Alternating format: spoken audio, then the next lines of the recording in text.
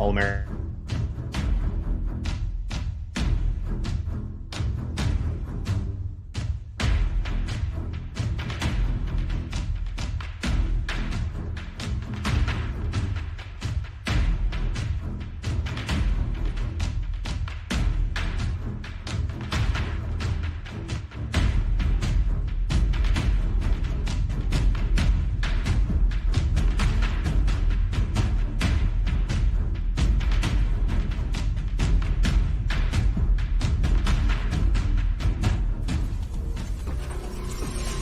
Late Night Grin. Also, what does that name mean?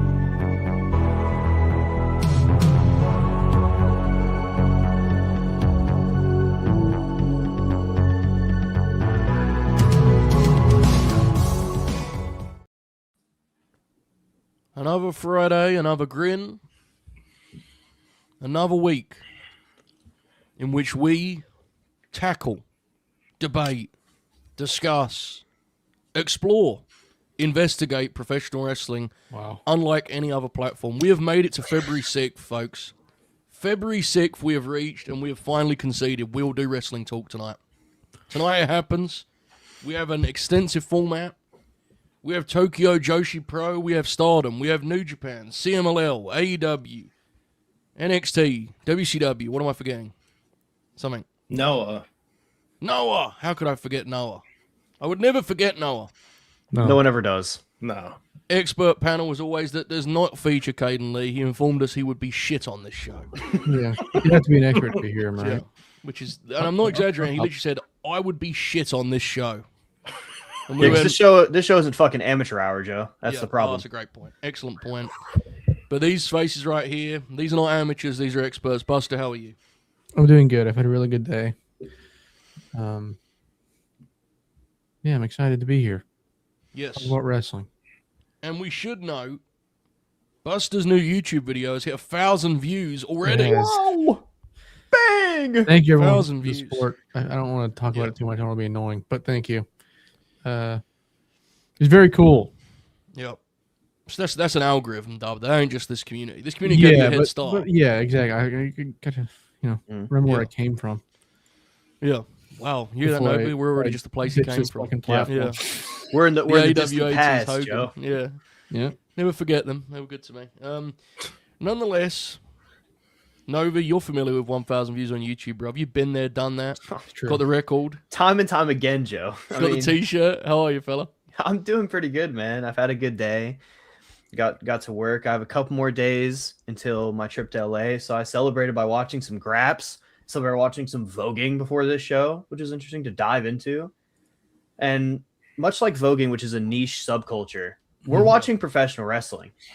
So Nothing niche about that. not niche about that. It's big time, really, if we're thinking about it. It's like the polar opposite even. But yeah, man, we're fucking fired up. I'm ready. We are indeed. I do want to note just quickly before I throw it to young Donnie.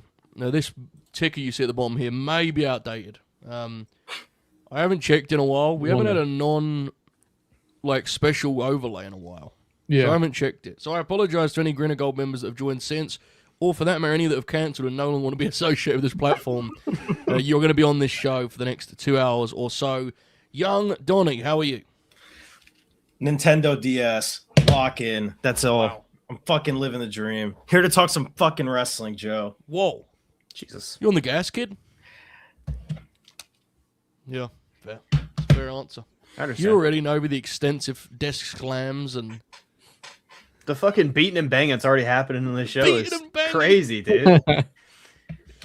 Alright, so, folks, on tonight's show, as I said, we're going to work through some recent matches. There's a memorable, somewhat debated, but pretty famous angle is going to close this show out. Angle But alert. yes, indeed. But before we get to any of that, I do want to just know, if you're a member of this channel, you want to go to the post tab, you have now got mere hours left to vote on the LNG Hall of Fame. Hours. Have your say. This is the last chance you have. You don't want to be sitting there next week watching the righteous going in saying, I could have stopped this. You don't want to be doing that. You have a chance to make a stand, to make an impact. Is that a hint, dare I say? However you say, Novi, you're flailing your fingers somewhat. Joe, you're too good to say it. Yep. Guys, if you're not a part of LNG Gold, you're not getting a vote. And you have to go vote. You have to vote. Yeah. So make sure you're joining LNG Gold right now. Yeah. And so you can vote before the show is over. And if you're watching this in the future, then you should still subscribe so you can vote in the future. Next year, yeah. Yeah. Yeah, you have to be a member or be a personal friend and or on my burner. One of those. You choose your route. I like the first one. Yeah. You can choose your route. It may be easier to just be on the burner now. I think. I don't know. It's just, but, maybe I should charge for the burner. Now, hold on. Hold on a second. $5. Charge. What if we make a Patreon with a link to Discord? Yeah. Okay. Tier number 1, $8. Donnie. Just that's what we got. Donnie. You just hang out with Donnie for a bit. Yeah. Tier number 2, $25. The Guns. Tier 3, the Big 5-0, Joey Bing Bong. Actually, it's called the Big 5-0, Joey Bing Bong. You know, it'd be good too, Joe. We should start a Twitter account with the 4 of us and we access. We don't really know who's posting. Don't really know who's talking about this stuff. I like this a lot. Buster, get some graphics ready. Nonetheless, That'll be my job. Nonetheless, I will be on Self-Made next Wednesday for Hanging with Holbert. Join now. Jesus Christ. Fuck. All right. Folks, Beat this by the guy way, with hammers. Can you do me a favor? Can you smash the like button? Just beat the shit out of it.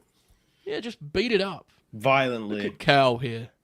Look at, you know what this is? I know what this is. I know what he's doing here. Mm-hmm. On this panel, who is most likely to watch next week's Nair and Lash versus Rio match? On this panel, This guy right here. it's young Donnie, right? Yeah. So Cal, knowing dangers ahead, says, "Why not buy an umbrella? It may rain." Yeah. And starts Well, starts boosting the ego of young Donnie, who's the fresh face around. He's the cheapest tier because he's newest to the brand, quite frankly. Right? That makes sense to you, Donnie, right? It does. Also, the fact that that's a true statement that I may watch a Nia Jax match next week. Very discerning, but these are the games we play. I love the business. What can I say? We don't do a lot of preamble here. I just want to say, world champions did aura farming on wrestling television tonight. I think we should all. yeah, you also said something. Another wrestler else said something else. Like, okay. There was another guy implied something else on the show.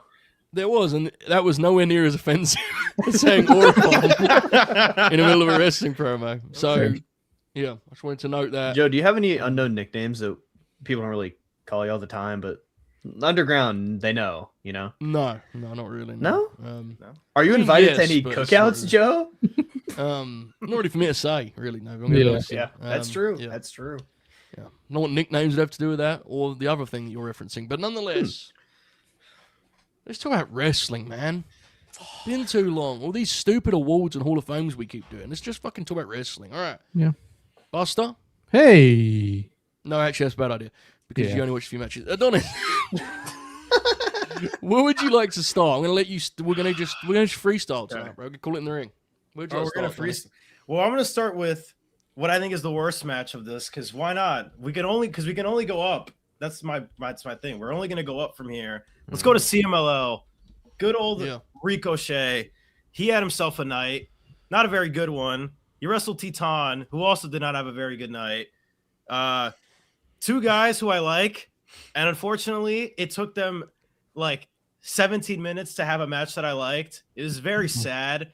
I think Ricochet is one of the best bumpers in the game, and like he never really got to do that in this match, which is like what I think he's really good at.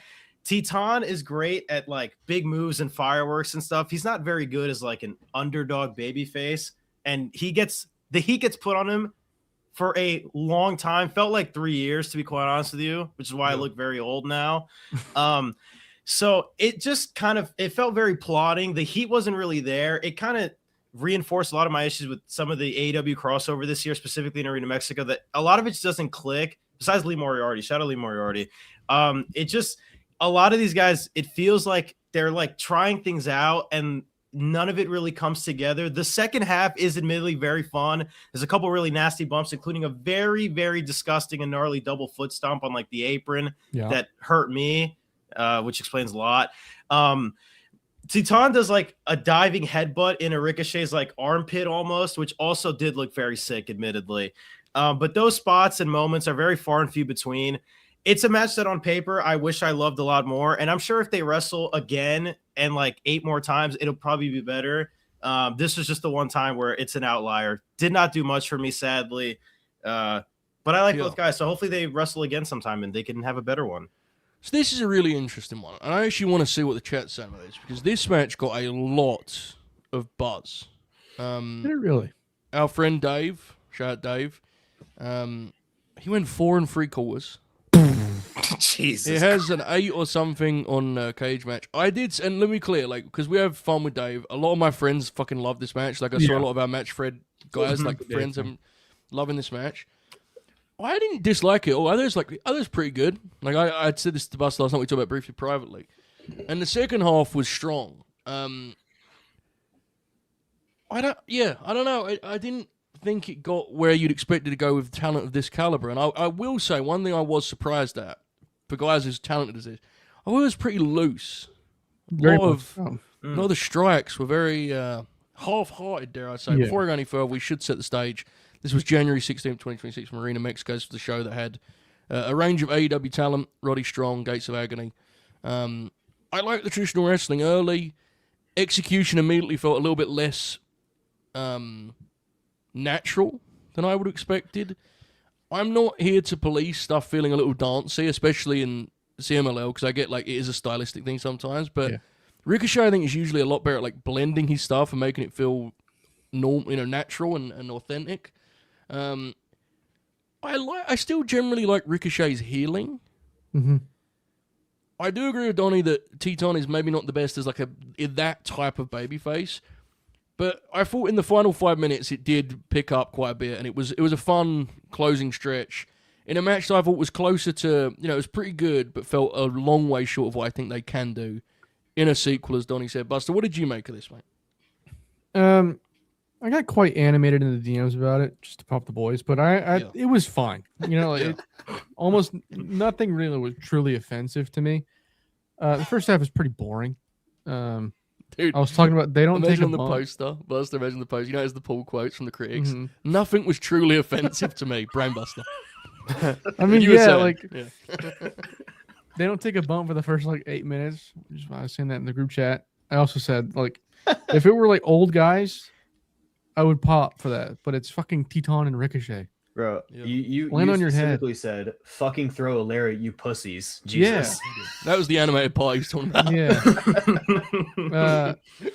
Yeah, obviously what they're doing during that portion, it's fun, it's flashy, it's pretty to look at. Doesn't really get me that interested, to be honest. It is right around that double stomp on the apron that it does start to pick up for me, though. They start throwing kicks and shit and doing flips that actually hit and land and stuff. The finish is pretty flat. Again, not offensive, just kind of there.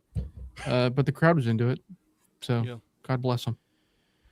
Yeah, and I do think, to be in the name of balance, because Novak did not catch this, but he told me he would have loved it, which I do want to know. And also, moreover, I do want to stress that this did have a great atmosphere. And there is definitely 70 Grinners in the house to smash the like button. There is definitely an understandable, I think, borderline tax when it comes to watching people in Arena Mexico right now, because of the way the crowds are. Obviously that building's cool regardless, but they're getting sellouts every week, and there's a cool vibe, and the presentation is sick, and if your favorite wrestler is on one of those shows, you're about 75% more likely to enjoy his match in that setting, right? Because it's man, this is cool. And I think Ricochet now, Ricochet's now been in AEW for 18 months, but I still think there's an element of man, it's cool Ricochet can do this stuff. He was in one place for so long. Sure. So I get all of those things, and I get all those kind of elements that make it more enticing or exciting. But yeah, I didn't think it really came together very well. There was a nice submission spotlight, and there was a lot of good action down the stretch. I think it's clear none of us thought the match sucked. It's just when you see these two names, you kind of go. My honest feeling watching it after I watched it was, would this have been better as like a match on the undercard where they just had 15? Yeah, you know that was the other thing. Just we've talked about it before. How the critique of went long is a little lazy a lot of the time. Yeah. But in this instance, it's like actually it applies. Yeah. These two wrestlers are not. Ideas. Yeah. These two wrestlers not delivering like a sprint is a little bit of a letdown. I think it'd be like much better if it was, cut 12, 14 minutes of like a bombs cut down fest. by like 10 minutes. So I'm intrigued by this, what you guys make of this. So I think it was Lucha Blog, I believe, who in his write-up put the match over, but he said he felt it was more of like a Japanese junior title match transported to Mexico, rather than a match that felt at home in Arena Mexico. I agree with the latter, that it didn't necessarily seem like a natural fit in Arena Mexico, but I don't know if I got that comp. That doesn't apply. I don't think so either. Because like the Japanese junior heavyweight style, more physical, right? It's just like them doing a heavyweight style. Yeah, I they're guess just smaller. Yeah, I mean, I don't speak for it. Obviously, love to Lucha Blog. His coverage is amazing. But right? Yeah. I think he probably meant like it was kind of like a 2010s. That would make like maybe more of a slow burn. Maybe, but I thought it lacked. I don't know, matches the more fire I associate with it than I thought this had. This was more.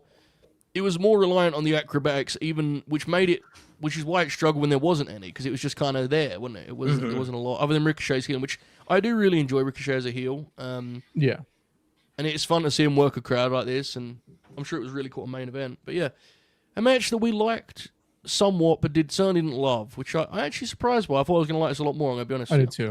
Me too. For whatever it's worth, I think we're more bullish on a lot of the stuff ahead of us, right? It's fair to say. We're all going up. Hello, Novi. Hello, Joseph. What would you like to talk about, mate? Ooh, that's a tough question to ask me. Yeah. Should we? I guess we should go to NXT. Let's go to NXT. The roar of the crowd, stomp your feet to the ground. Let's fucking do What's it. the next dude. lyric? I forget. But anyway, I couldn't tell you. NXT. This was a match that got major league excitement, jubilation, so on and so forth. This was January 20th, 2026, of course. The TV main event between Fatal Influence, WrenQCC. What does that mean, Donnie? So, I think it means the Ren Catch Club. Oh, quarter catch crew. Yes. Oh, okay. Yeah. She's now the leader, Joe, you see. She superseded Regal Jr. Steve? Steve. So, that is Kendall Graham, Ren Sinclair. And they are also in there with ZaRuca, which is Zarya and Sol Ruca, which felt implied, but I thought they need to clarify. Fatal Influence, by the way, in this case, is Laney Reed and Fallon Henley. Got it. Bang. The roar of the crowd. Stomp your feet to the ground. Yep. Give it all to me now, because it calls for me. It calls for me. Yeah, there's definitely two calls for there me. you go. Yeah. Okay. I didn't remember it calls. I thought it was just no. calls I for added me. that because I'm funny. Interesting. What a guy. So this one got a lot of excitement, as I said, and there's a lot to like here. I think once we get done with the match, there's some fun to be had just talking about the actual individual talent, because I think a lot of the talk about the match is going to be familiar, and that we just kind of go, it was a lot. There was a lot going on, and it was exciting. You know, it was good. Yeah. Novi, was this your first time watching I'd imagine at least some of these names, right? I think I've seen all of them, but like in different contexts, like all weird stuff. And just occasionally, right? Very just rarely. moments. We watched Kendall Gray in the Discord not that long ago, which was fun. So I kind of like understood her a little bit. I'm gonna be honest with you. For about half this match's runtime, I felt kind of gross watching it because I don't think wrestling is supposed to look like that. Everything is executed really well. The presentation, I presume. Yeah, but also the work in the ring. The production is great. I think the sequencing is really good too. Like it's technically good, but it just, again, I can't rock with things looking like that. It's too much to bear for me, to be honest with you. It's alarming. Too much to bear. but about the middle portion of the match, once we get back from the ad break, things start to get a little more frantic. The pace it increases. Okay. It gets a little more nonstop, and I do feel the energy radiating in my bones because it just looks the roar of the crowd. I feel it, and it's just the stomp of the feet, and. Mm-hmm. I just think like when things get frantic, the match kind of gets a little bit more. They just start doing shit, and it doesn't look so produced. It doesn't look like I'm watching like a training match because that's kind of what it felt like I was watching before. Yeah. It was really kind of annoying the fuck out of me. The individual pieces are like there's a lot to say about them. I think a lot of the standout names like ZaRuca and Kendall Gray, they're celebrated for good reason. I see the vision with them, but I think it's the more experienced wrestlers like Ren Sinclair and Fallon Henley that caught my eye specifically because they kept it all together. It's a very complicated match, especially for all these wrestlers like NXT names who haven't been working for too long. They're all kind of new, and they made it work, I think, more than anyone else. So I usually don't like the three-way tags. I think the rules for them are kind of weird, and they just don't really like mesh well for me. But this kind of superseded that with just how like technically and soundly produced it was, just like sequence and stuff. So we should know, because sometimes they can be kind of wishy-washy on this. This one was one where it was a triple threat at all times. So like, because sometimes they do the thing where you can tag out, other, that whole thing. And so it is very produced, as Novi said. Donnie, I think it's fair to say you were higher on this than it seems our friend Noviak was, right? He didn't dislike it, but he struggled a little more than you did, right? Yeah, no, I thought this rocked. I echo a lot of Novi's sentiments that NXT is uncanny valley. Like, it just doesn't look like a real show. It looks like a fragmented nightmare. But like, the thing that really struck me about this match is it felt very, I don't know how this is going to sound, but it felt very competitive, which feels really weird for an NXT match where like you can clearly see the gaps in like experience and the rehearsal. There is an honest like pace and speed to this match where it's a constant race to win, especially with Kendall and Ren, who I thought were as a team, felt like the standout to me. Ren, especially, like, I've always liked Ren, at least as like a personality. I never really had strong thoughts on her as like a worker. This was the first match where I really like got a sense of like, this woman can work. She hits really hard. She's really energetic. All of her stuff looks good. She really stood out to me. Her and Fallon, which Fallon's been somebody that like I've thought's been super underrated for about a year now. Has one of Stephanie's better matches in the company so far. I just really like that it was a match that it didn't go super long. I think it's like 12, 13 minutes. It felt like a match where in a weird way, like it didn't feel like an NXT match. It felt like these ladies knew they had a match, and rather than like, now obviously they rehearsed it because it's NXT, but like it felt like they went out there and were just kind of riffing at times. The three-way sequences didn't come off like they were plotting or like the usual where you see someone on the apron like waiting for their cue. That didn't really happen a lot. Everything made sense. Everything came with a certain snap and crunch to it that I really liked. And I thought Laney Reed too. She had a really sick Blue Thunder Bomb in this match, which will always pop me. One of my favorite moves. So yeah, I thought this was awesome, and I'm glad that they stuck to actual triple threat tag rules instead of having two people in at once, because that's really stupid. Sorry, Kale. That's just really dumb. You should not be able to tag a rival opponent. That's dumb. So it took off all of the usual tropes that I hate from this company, and it wasn't overly long. So 2 thumbs up for me. Just want to know, I wonder why Caden continued to be mean to Cal, and then I saw this and was like, well, It was deserved. I think I'm in between you guys a little bit on this. It is very produced. Very produced. So, I'm going to go on for the sidebar. He's in between you guys. It's very good. It's very good. Like the center part. I'm going to go off the rails a little bit here. And I was thinking about this a lot. There is a danger, I think, to matches like this. And not a physical danger.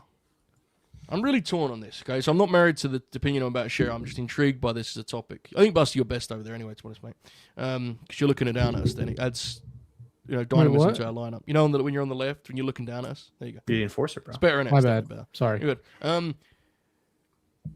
I think it's awesome to push young talent and to challenge young talent and to like really try and raise the bar as a system, as a brand. Like, we're going to try and produce something that people will go wow at, like we're going to go 100 miles an hour. We're going to go heavy on sequencing. We're going to throw a ton of ideas out there, and we're going to put every other brand to shame with how much like shit is going on in this match. Because, this was the same week as like a SmackDown triple threat tag in the women's division that was like, like there was no ideas. Whatever. It was just like, let's get some heat on someone and then someone make a hot tag. Mm-hmm. However, there is a part of me that's like, but they're in the same system. And I worry sometimes about what this actually does for the talent. In the sense that, like, is this actually good prep at all for being on Raw or SmackDown? Or is this like the equivalent of letting a G Leaguer shoot 30 shots, Like, Yeah. It does feel very G League like hoops. Yeah. To be honest with Yeah, you. like, not it's not like the quality of the matches the are any quality's worse. good. Yeah. But it's just like, what are they actually learning in a place like this, in a setting like this? Mm-hmm. And let's be clear, like, that's almost less a criticism of Sean than it is the people above him, because like the stuff they're learning could be transferable elsewhere. Yeah. It just won't be. Yeah, that's been an issue with NXT, I think, for like a while. Even like late stage Triple H NXT, I think, is even a victim of that. Yeah, and it's a really difficult thing, because what is the fix when, if you're Shawn Michaels, it's like, listen, dude, I have been challenged to have a TV show. Like, Yeah. I have to try and make the TV show good. You know what I'm Right. saying? Like, so, And to be clear, I also want to say, like, it was less of an issue back then with Triple H's NXT because it was at least like predominantly wrestlers that like knew how to wrestle. At this point, they're like, these people are like new to the quote unquote business and like also actively being trained to wrestle. Like, this is how they're learning to wrestle. Like, they're learning like two different formats too, because like the main roster is just the way that they do TV is just so much different. Like, it's much slower, much more concise. So it's like they're learning a pace that they're not going to wrestle that often. So it's like you almost have to retrain them again. yeah, I just don't really understand. I don't understand the logic behind that. The challenge is you have to make the show good, because it's a 2-hour show on television that's live now. So it's like, I don't know what you do in that situation, because otherwise you just have like a bad version of Raw and SmackDown. Yeah. Whereas at least NXT has like its own thing, and people like the matches on NXT more, Yeah. But it's a challenging thing for when people are called up. As for the match itself, I did like it quite a bit. This isn't really my thing in terms of like what this is. It's basically like a PWG match. I agree. Fallon Henley's fucking awesome. I think she's actually going to do really well in WWE. I could be wrong on that. I have been before. There's a very funny moment in which Booker T legitimately just says, Ren Sinclair has become a hell of a worker, and then stops himself and goes, wrestler, talent. Because he forgot he wasn't doing a podcast, which fair. Yeah. He's correct, by the way. She's pretty good. Yeah. I like her a lot. Ren Sinclair was maybe my favorite person in this. Lainey has got a really, like, her work's good. She has like a really cool frame. She's a little bland right now, but that's not like the end of the world. Kendall Gray is still figuring out how to like emote as a television professional wrestler, which is very natural. She's been doing it for like 6 months, I think. So she'll get there. ZaRuca has got the biggest star potential, I think, of this group of people. But she is someone who's going to have to go through that like adjustment process on the main roster for sure. Yeah. Because like her matches are like really, really elaborately put together. So that'll be something to look for. I thought the match was really, really fun. I think it is more interesting as kind of a broader topic of like the way the system kind of operates now. And I look forward to seeing everyone does. I mean, just looking at this crew, I think Fatal Influence should have been up months ago, obviously. Should be on SmackDown. Yeah, especially now with Lainey rather than with respect to Jasmine Nix. At least with Jasmine, it was like she's not ready. Like Lainey Reed can go up and be in the tag division. I mean, come on. Should be fine. Of course she can. Of course. So yeah, they're ready to go. I think Ren Sinclair will surprise people a lot if she gets any opportunity whatsoever on the main roster. She's got personality. Yeah. Yes, and she wrestles She's a good with promo. personality. So Yes. she wrestles like she sometimes when people get gimmicks, they're very colorful in skits on the matches. It's just like, you know. Yeah. She wrestles with a lot of person. She has great facial expressions. Stands out in I this match. She'll get over. really like her. If they let her, Yeah. she'll get over. I really like her. Kendall Gray is someone I wouldn't rush. She should stay in NXT for a while. Yeah, Yeah. I don't see Yeah. any reason to rush. ZaRuca, I'm not convinced that as a main roster act, but I like both individually in some form or fashion. I just don't know what. Yeah. I don't know yet what it looks on the main roster, but I think they It's a really succeed fun match. more individually than they would as a team, to be honest. Yeah. yeah. Can I make a point, Joe? I love when you make points. Yeah. I think shit like this actually is important to talk about because with NXT, we're seeing like how important that is to feed the main roster and its talent pool. They're obviously like taking people in still from the outside world or whatever, Right. but that's happening more rare nowadays because AEW is also scooping talent. A lot of these people that we're seeing in NXT are going to define like what the WWE looks like for many years. I think it's fair to ask the question, like, what is this work actually doing for them? Because we've seen it before. Like someone mentioned in the chat. I'm sorry, I'm not crediting you. The Creeds haven't done anything cool on the main roster because they aren't doing the shit they did in NXT, so no one gives a fuck. Right. Yeah. So that's a clear example. It has to change, or else there's going to be more and more cases like that, and it's going to continue because it's been happening for a long time. There was a match late last year where ZaRuca came up to SmackDown to work with Charlotte and Alexa as the tag champs.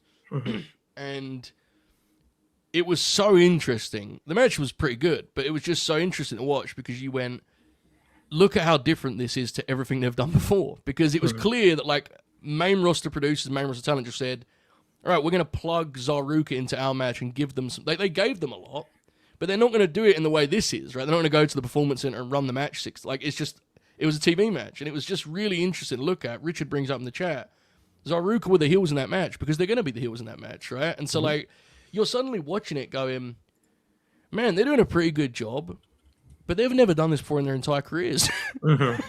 Like, as a team, I mean, you know, like, because Zarya's obviously worked before NXT, but, like, ZaRuca have never got heat on someone, and they're doing it on TV in front of 10,000 people and million at home. It's like, tough business on families. They did a good job, though, for whatever it's worth. So, you know, you trust in these talents to figure it out, but it does feel like there's a disconnect there that I think probably goes a little bit understated in the broader conversation. For me personally, anyway. But Yeah, I'm with you. we shall see. Interesting one. Very interesting. All right. If you're looking at anyone to like watch from this match, like outside of this match, you want to like point anyone out. Ren Sinclair, I want to see what she's doing. ZaRuca, I want to continue to see her development, and like Fallon Henley and stuff like Kendall Gray.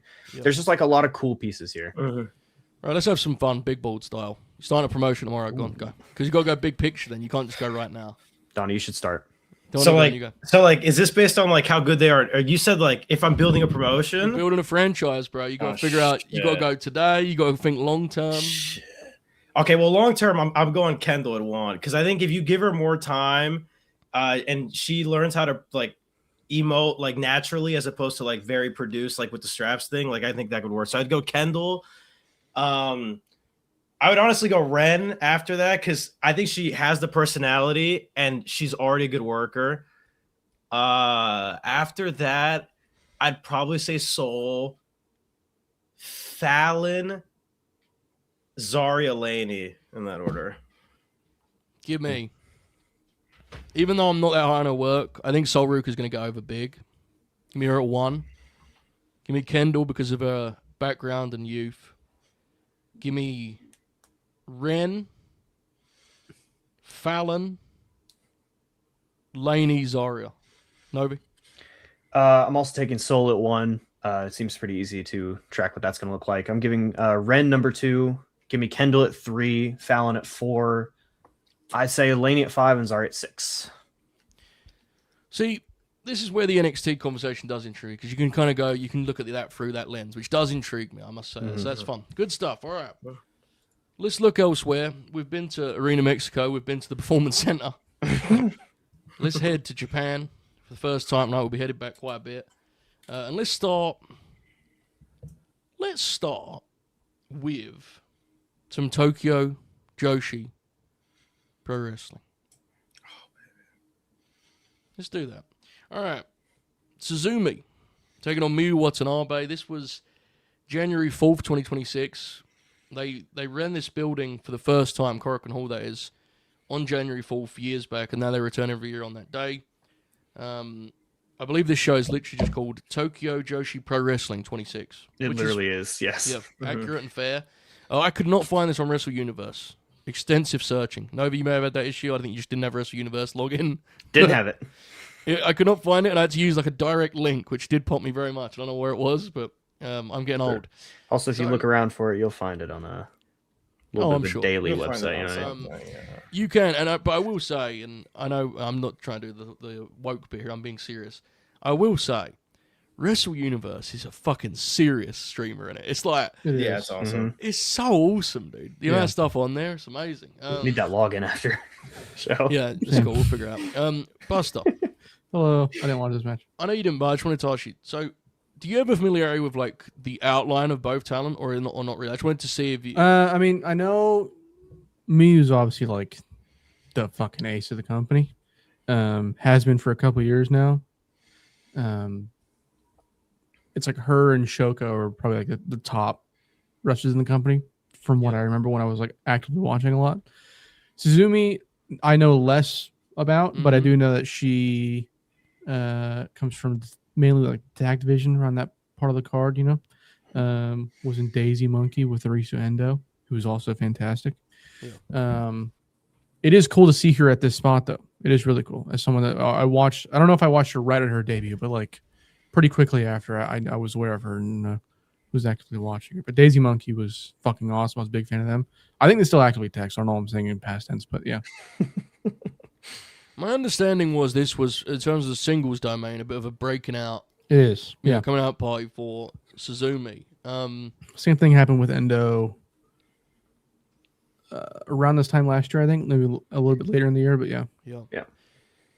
This match is, there's a lot to talk about here. Let's dive in. Donnie, what did you make of this one from Tokyo Joshi Pro?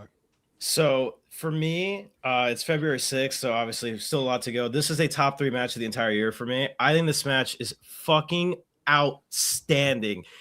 It's a very simple premise, and like Miyu's powerful as hell and Suzume's really fast, so it's which one's strengths is going to outweigh the other. There's an immediate spot that I have to point out where Suzume goes for a running cutter. Miyu legitimately catches her mid cutter and just swings her around in like a Corvette position, which is one of the most insane things I've ever seen in my life.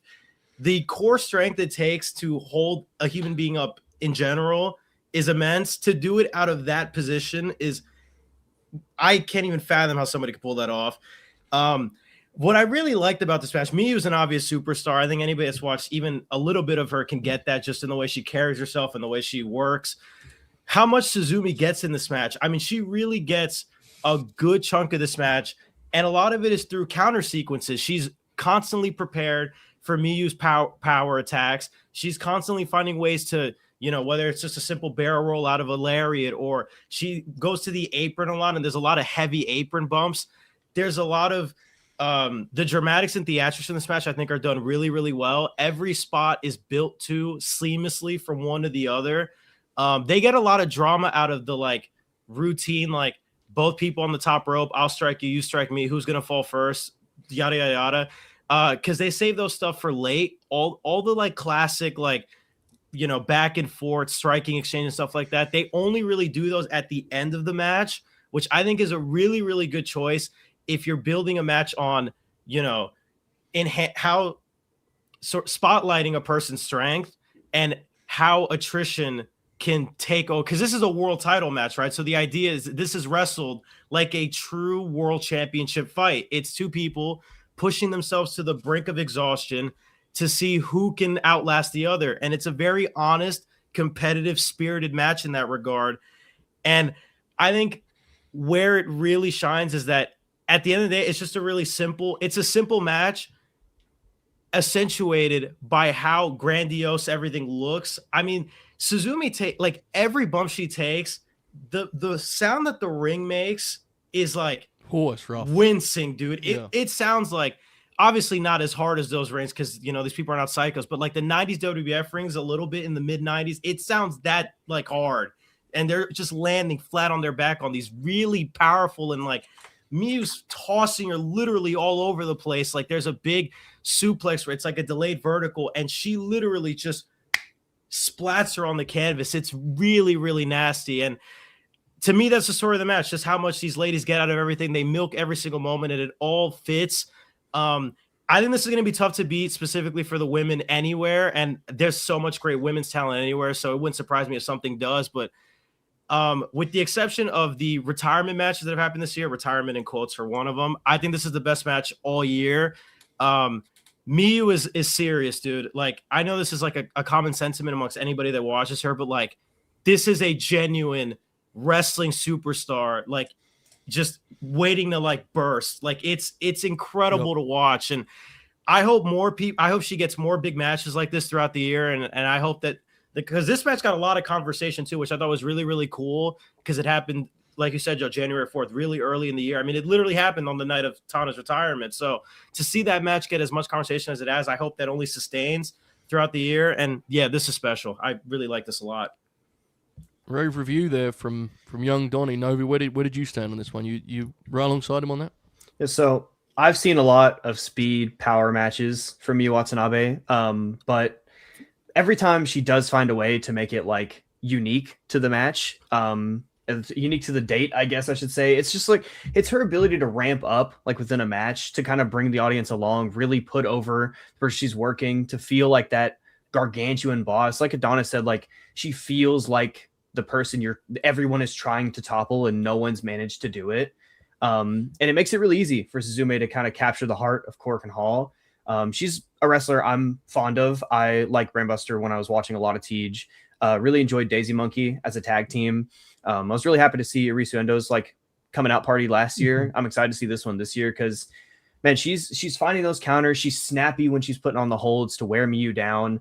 But it's really notable that towards the end, the powerhouse, the gargantuan, the hill to climb, is just, the bombs are still sneaking through. I remember one spot, Miyu just kind of picks her up from outside and just chucks her in the ring. And Adonis said that was probably like when I noticed the ring, like, damn, brother, that ring is tough. Shit is hard, because bro. that shit, bro, she does splat, and it's pretty awesome.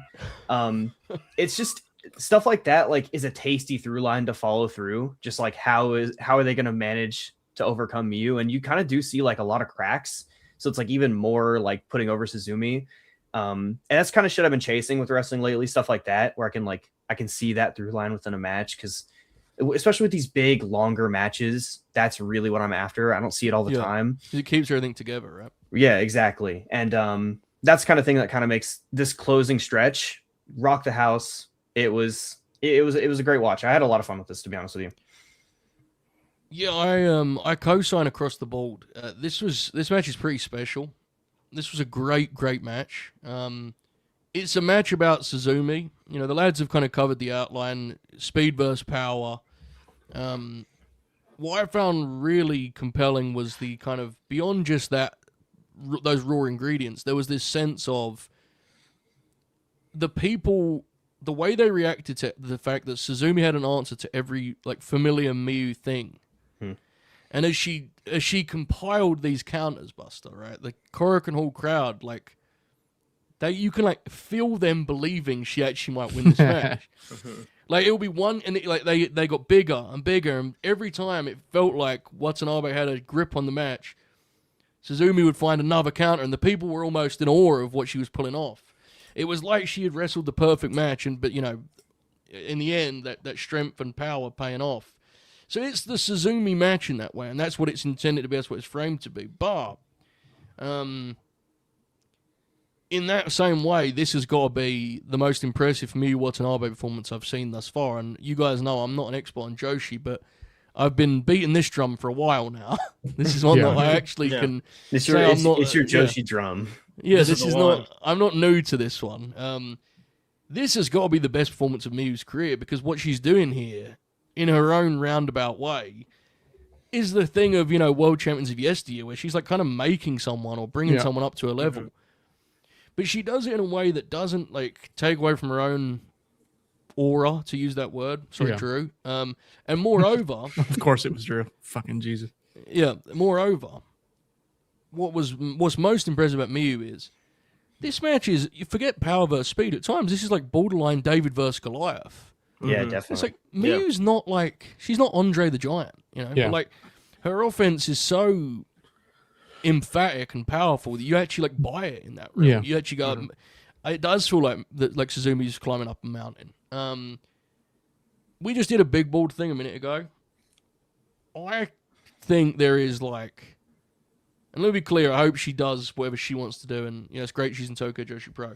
If I was running a promotion, there are very few priorities I would have higher than Miyu Watanabe, who to me, with her facial expressions, with her weird kind of like 1-2 punch of this like cutesy animated shtick with the most powerful offense in women's wrestling, like, what a fucking cool combo It's money. that is. Yeah. Like, Well, because like you see the like, oh, she's got the bow in the hair, she's all cutesy and shit. Then she tightens the fucking bow and throws a hammer of an elbow.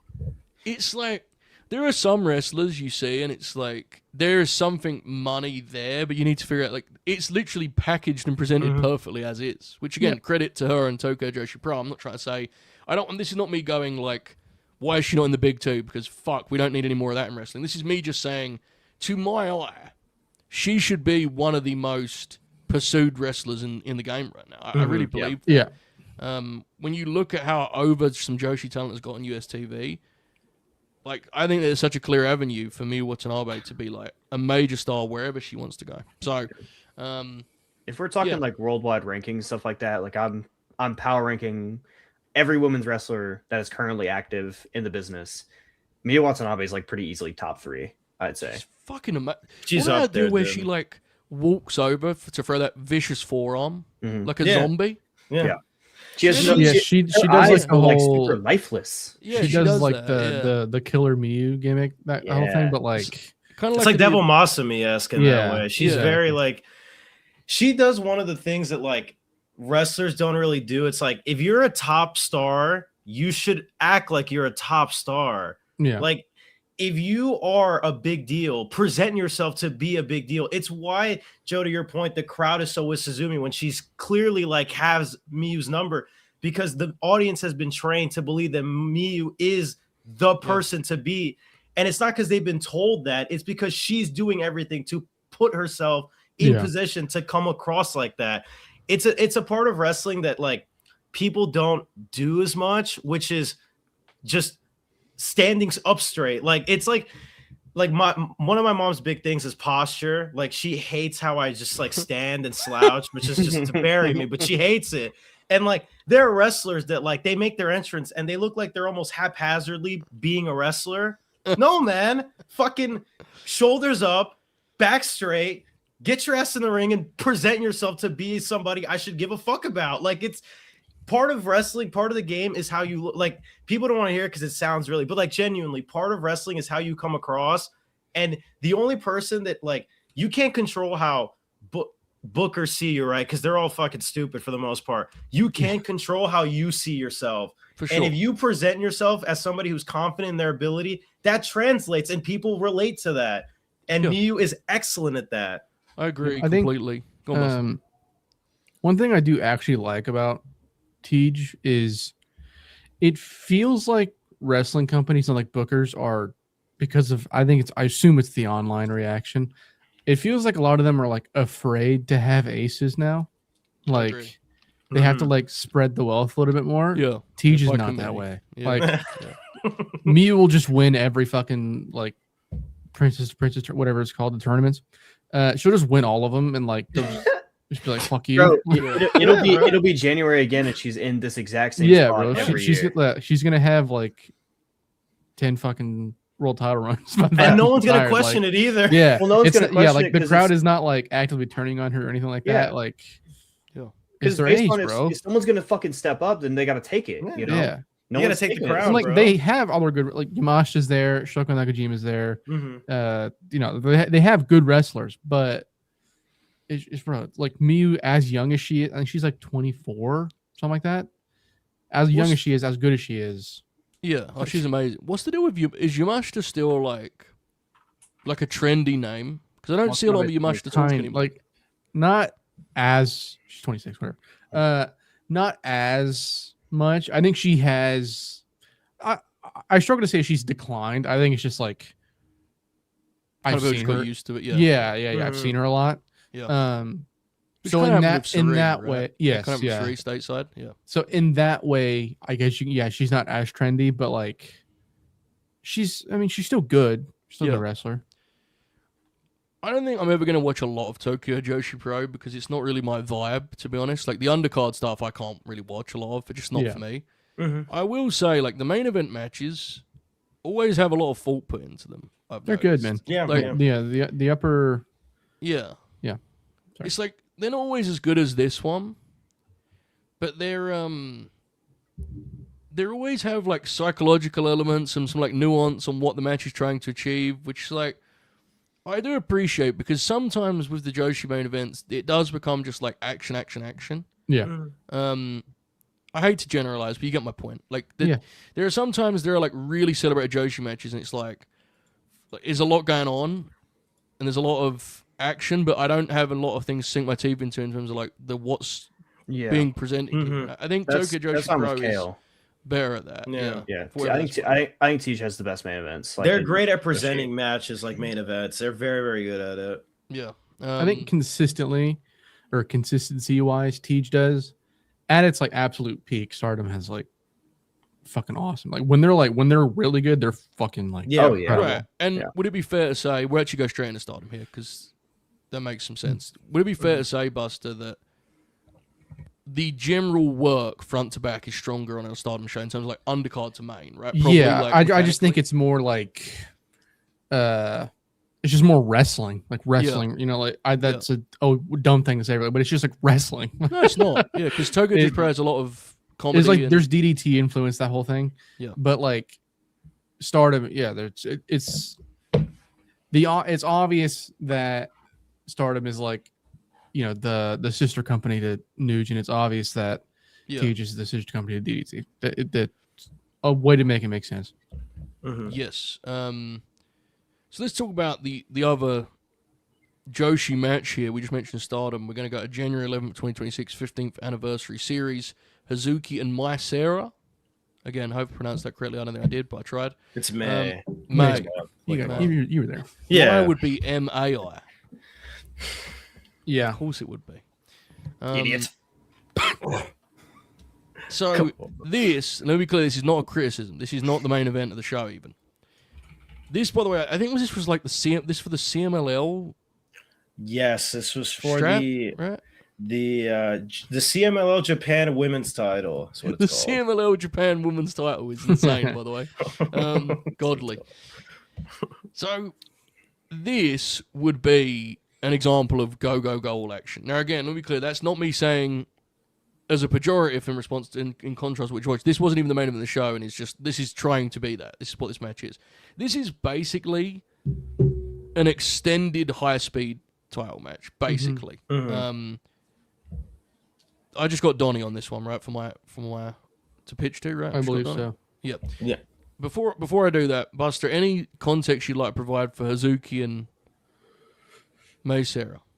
I honestly, I don't have a ton. Like I have a general understanding of like how I feel Well- about both wrestlers. Like Yep. Give us I general, think- brother. Hazuki in general, I prefer over Seira. Hazuki's just like fucking rough in there. You know, like she like Yeah. the pace in which she wrestles is also fucking insane. Yeah. Seira, Young Blinks has it. She's been around for like high speed matches for a while now, and she's fantastic. She's very good. Some of the I think sometimes I struggle to get into her matches just because there's something about they don't fully capture me. Like it feels more undercard a lot of the time, sadly, because I do think she has the potential to be like. I think in general across the high speed division, if they were taken more seriously and pushed further, that Stardom would be a better company for it. But I won't go into that. Fair. All right. So again, this is very much action. Hazuki was someone that when I was doing the match guide for Wrestle Purists, for the 6 of you that read that, I was very fond of Hazuki. She was a highlight from my trips to the Joshi scene for the weekly reviews. The thing I really love about her work is her intensity and her aggression. When she is on, she is like... Because here's the thing. there's one thing to be go, go, go in a sort of hitting notes way, right? Mm-hmm. It's that stuff between where it's like, they're going to try and kill him, you know? Yeah. It's like, it's one thing to hit someone with a powerbomb and then pick them up and hit a fucking brainbuster. It's another thing to when you're walking over to pick them up with that brainbuster, having a look of absolute Right. Yeah. Mm-hmm. anger and spite and venom on you. And I always think Hazuki's really, really good at that. Like I always think when she is in control, there's like an intensity to the match, and she takes the first chunk of this, and this has an element of like, Seira being the speed opposite her, isn't as kind of pronounced it was in the match we just discussed, but there is an element of that. The first half of it, I think, is very 50-50, and my big thing with when it's 50-50 is always like, if you're going to do back and forth, the work has got to be fucking great. And in fairness, the work here is great. It's the action is terrific, it's exciting, there's a lot going on. The execution is high level, the speed is overwhelming.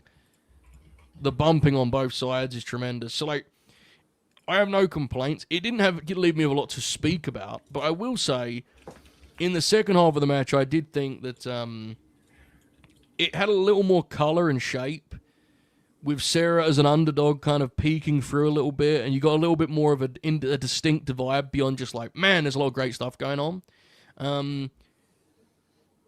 I thought Hazuki sold really, really well, particularly down the stretch there. So I really like this match. It's one that, just to be completely honest, I don't know how well it's suited to this format. Donnie may have more notes on it, but I'll be completely real. I watched it and went, the work is really good, and they had a really good match. I didn't have a ton more than that. Donnie, would you be in contrast to me in that regard? So I think I'd have a little more to say, just because so the opening stretch, like you say, is very 50-50, and I think it really works when you couple it with this very explosive, fiery second half where Hazuki is comboing things to literally kill Seira. And I think the reason that works specifically is because in the opening stretch, it is 50-50, but Seira is a lot closer to filling that gap than she has been in previous outings against Suzuki. Mm-hmm. And so you can read that sort of second half explosion as like a sense of frustration that this is somebody that she's beaten in the past, somebody that she has history with, that this time around in this big match, she just can't get the job done. So she's like, all right, I'm going to unload the clip and I'm going to kill you because you have my number. It's in a similar vein, obviously not as well executed, I think, as the last match that we talked about, where there is this sense that Seira is more equal to Hazuki than she has been in previous. Yes. Yeah. And so you see that is like, if you take all of their singles matches as one overarching narrative thread, you can kind of see it as like Seira is getting close to reaching the summit. She's right there. Okay. And so the second half to me reads as Hazuki understanding that her positioning is being challenged in a way that it never has before. So she's trying as hard as she can to close that gap, because if she leaves it open any further, Seira is going to take that extra leap and it's game over. She's lost her footing. And so that's where I think this match really shines, is that it's a match that it's wildly different in both halves, and especially the opening half to Joshi matches where, like you say, Joe, a lot of modern Joshi is very go, go, go. The first half of this match is very grounded. There's a lot of mat work and there's a lot of foundation laid to get to those highs. There's a like double knee lift out of a suplex position that Hazuki hits that, again, I don't even know how a person can hit a move like that and not shatter their own kneecaps, but alas, wrestlers are out of their minds. And so I think, to me, the match really works because there's a lot of matches where there's a lot of ideas and some land, some don't, some are fleshed out, some aren't. This is a match where the way it's wrestled in both halves need each other to be the complete story. Like, you can't, these ladies can't wrestle the first half of this match for the entire 18 minutes, or it's just, it doesn't make sense. And vice versa for the second half. It can't be the high speed stuff for 18 minutes and have it make sense. So it's a match that to me is very smartly worked. Again, much like the NXT three-way that we watched, a great sense of competition. These ladies lay their shit in. They hit each other so hard. Some of these kicks echo through this arena. Great heat for the match as well. And I thought the pinning sequences specifically were a real treat to watch. Hazuki again getting really desperate at the end, trying to go for multiple covers at once. May just won't stay down. So I thought this match was really good. This is a pairing that I will never turn down watching, and I'm interested to see if the work done to continue to flesh out this narrative, if that extends into another match that maybe they have later down the line, to see if they follow through with May Seira closing the gap and reaching that summit. So as another piece to their puzzle, I thought this was really good. So it seems like this is a case where the story elements were more pronounced with context and like attachment to the stuff they've done previously. Yes. Okay. Because I definitely got it. Like I mentioned it before, but I definitely got the idea that May was the underdog in this equation, but it wasn't as like obvious to me as maybe it was with just even a slight bit of context. So that's kind of the beauty of this, folks, is like, you know, at times we're going to watch matches blind, other times it's going to be someone that you love, right? And it's like, oh my God, I remember every spot in their match before, right? It depends on who's covering and what the match is. But main thing for me was Hazuki. Big fan of her. Well, I think she was terrific here. Fucking awesome. The work was great. At absolute core. At core, though, Donna, you would probably agree, right? This is very much a fireworks display at its core, and it's a pretty one at that. I mean, it's an exciting thing to look at. So, it's worth a look. It's another one from Korakuen Hall, by the way. Korakuen Hall, the amount of wrestling that Korakuen Hall hosts it's absurd. Like, with respect, we all have our fun. But you know when people are like, man, Daly's Place is America's Korakuen Hall? It's like, no. Are you aware of like, what Korakuen Hall is literally the home of wrestling in Japan? Like, yeah. It's incredible. It really is. It's cool, man. It's fucking cool, dude. It's a beautiful building. I gotta go one day. I have to. It's a dream. Our great friend Six says, member for 17 months, by the way. Six, what a beast. Wow. What a beast. Six says, shout out May and Hazuki, and follows up with Hazuki Red Belt this year. Trust. You can believe that. The gospel has spoken. Said in a tone that suggests to me it's very unlikely, to be honest, Six, but yeah. Really appreciate the fire emojis, though, Joe. Have to take into account the fire emojis. It's true, but trust is a big red flag. Thank you, Six. We love you. We miss you. We need to get you back involved in the Grin. Six joined us on Discord. For the puke match. For the that's not on the lineup, so we should know. The puke match, folks. I streamed to the great Grinners. Shane Douglas puking violently. 3 1/4. Yeah, puking violently opposite Raven. Some arsehole just sent a super chat. I know what I'm gonna do. Actually, I'm gonna make the format. I'm gonna change the format. We're gonna cover that match last now. That's what we're gonna do. Owned. We're gonna go. We're gonna stay at Korakuen Hall. We're gonna stay at Korakuen Hall. We're gonna smash the like button, by the way. Can we do that? We haven't already. We're gonna stay at Korakuen Hall. And we're gonna go to Pro Wrestling Noah, our home promotion, Hell yeah. our kingdom, our home, our arc, even. AMAKUSA, who I have seen before, but on this platform we had a kind of a jolt into how good he actually is in the Hiromu match right now. AMAKUSA is someone who is a veteran, but it seems to me that he is getting more global notoriety as of late. Probably the Hiromu match a big part of that, I'm sure, and he's feud with Hiromu over recent times. He had a couple matches with him over the years, right, Buster? So he seems to kind of be an increasing name on the global stage, even if relatively speaking. And he faced Daiki Odashima, who is, unless I'm mistaken, like not even an 18-month pro. Yeah, very new. Brand new, recently won the junior tag straps. This was his first crack at winning the junior singles. This was Noah Legacy Rise from January 11th, 2026. I thought this match was absolutely terrific.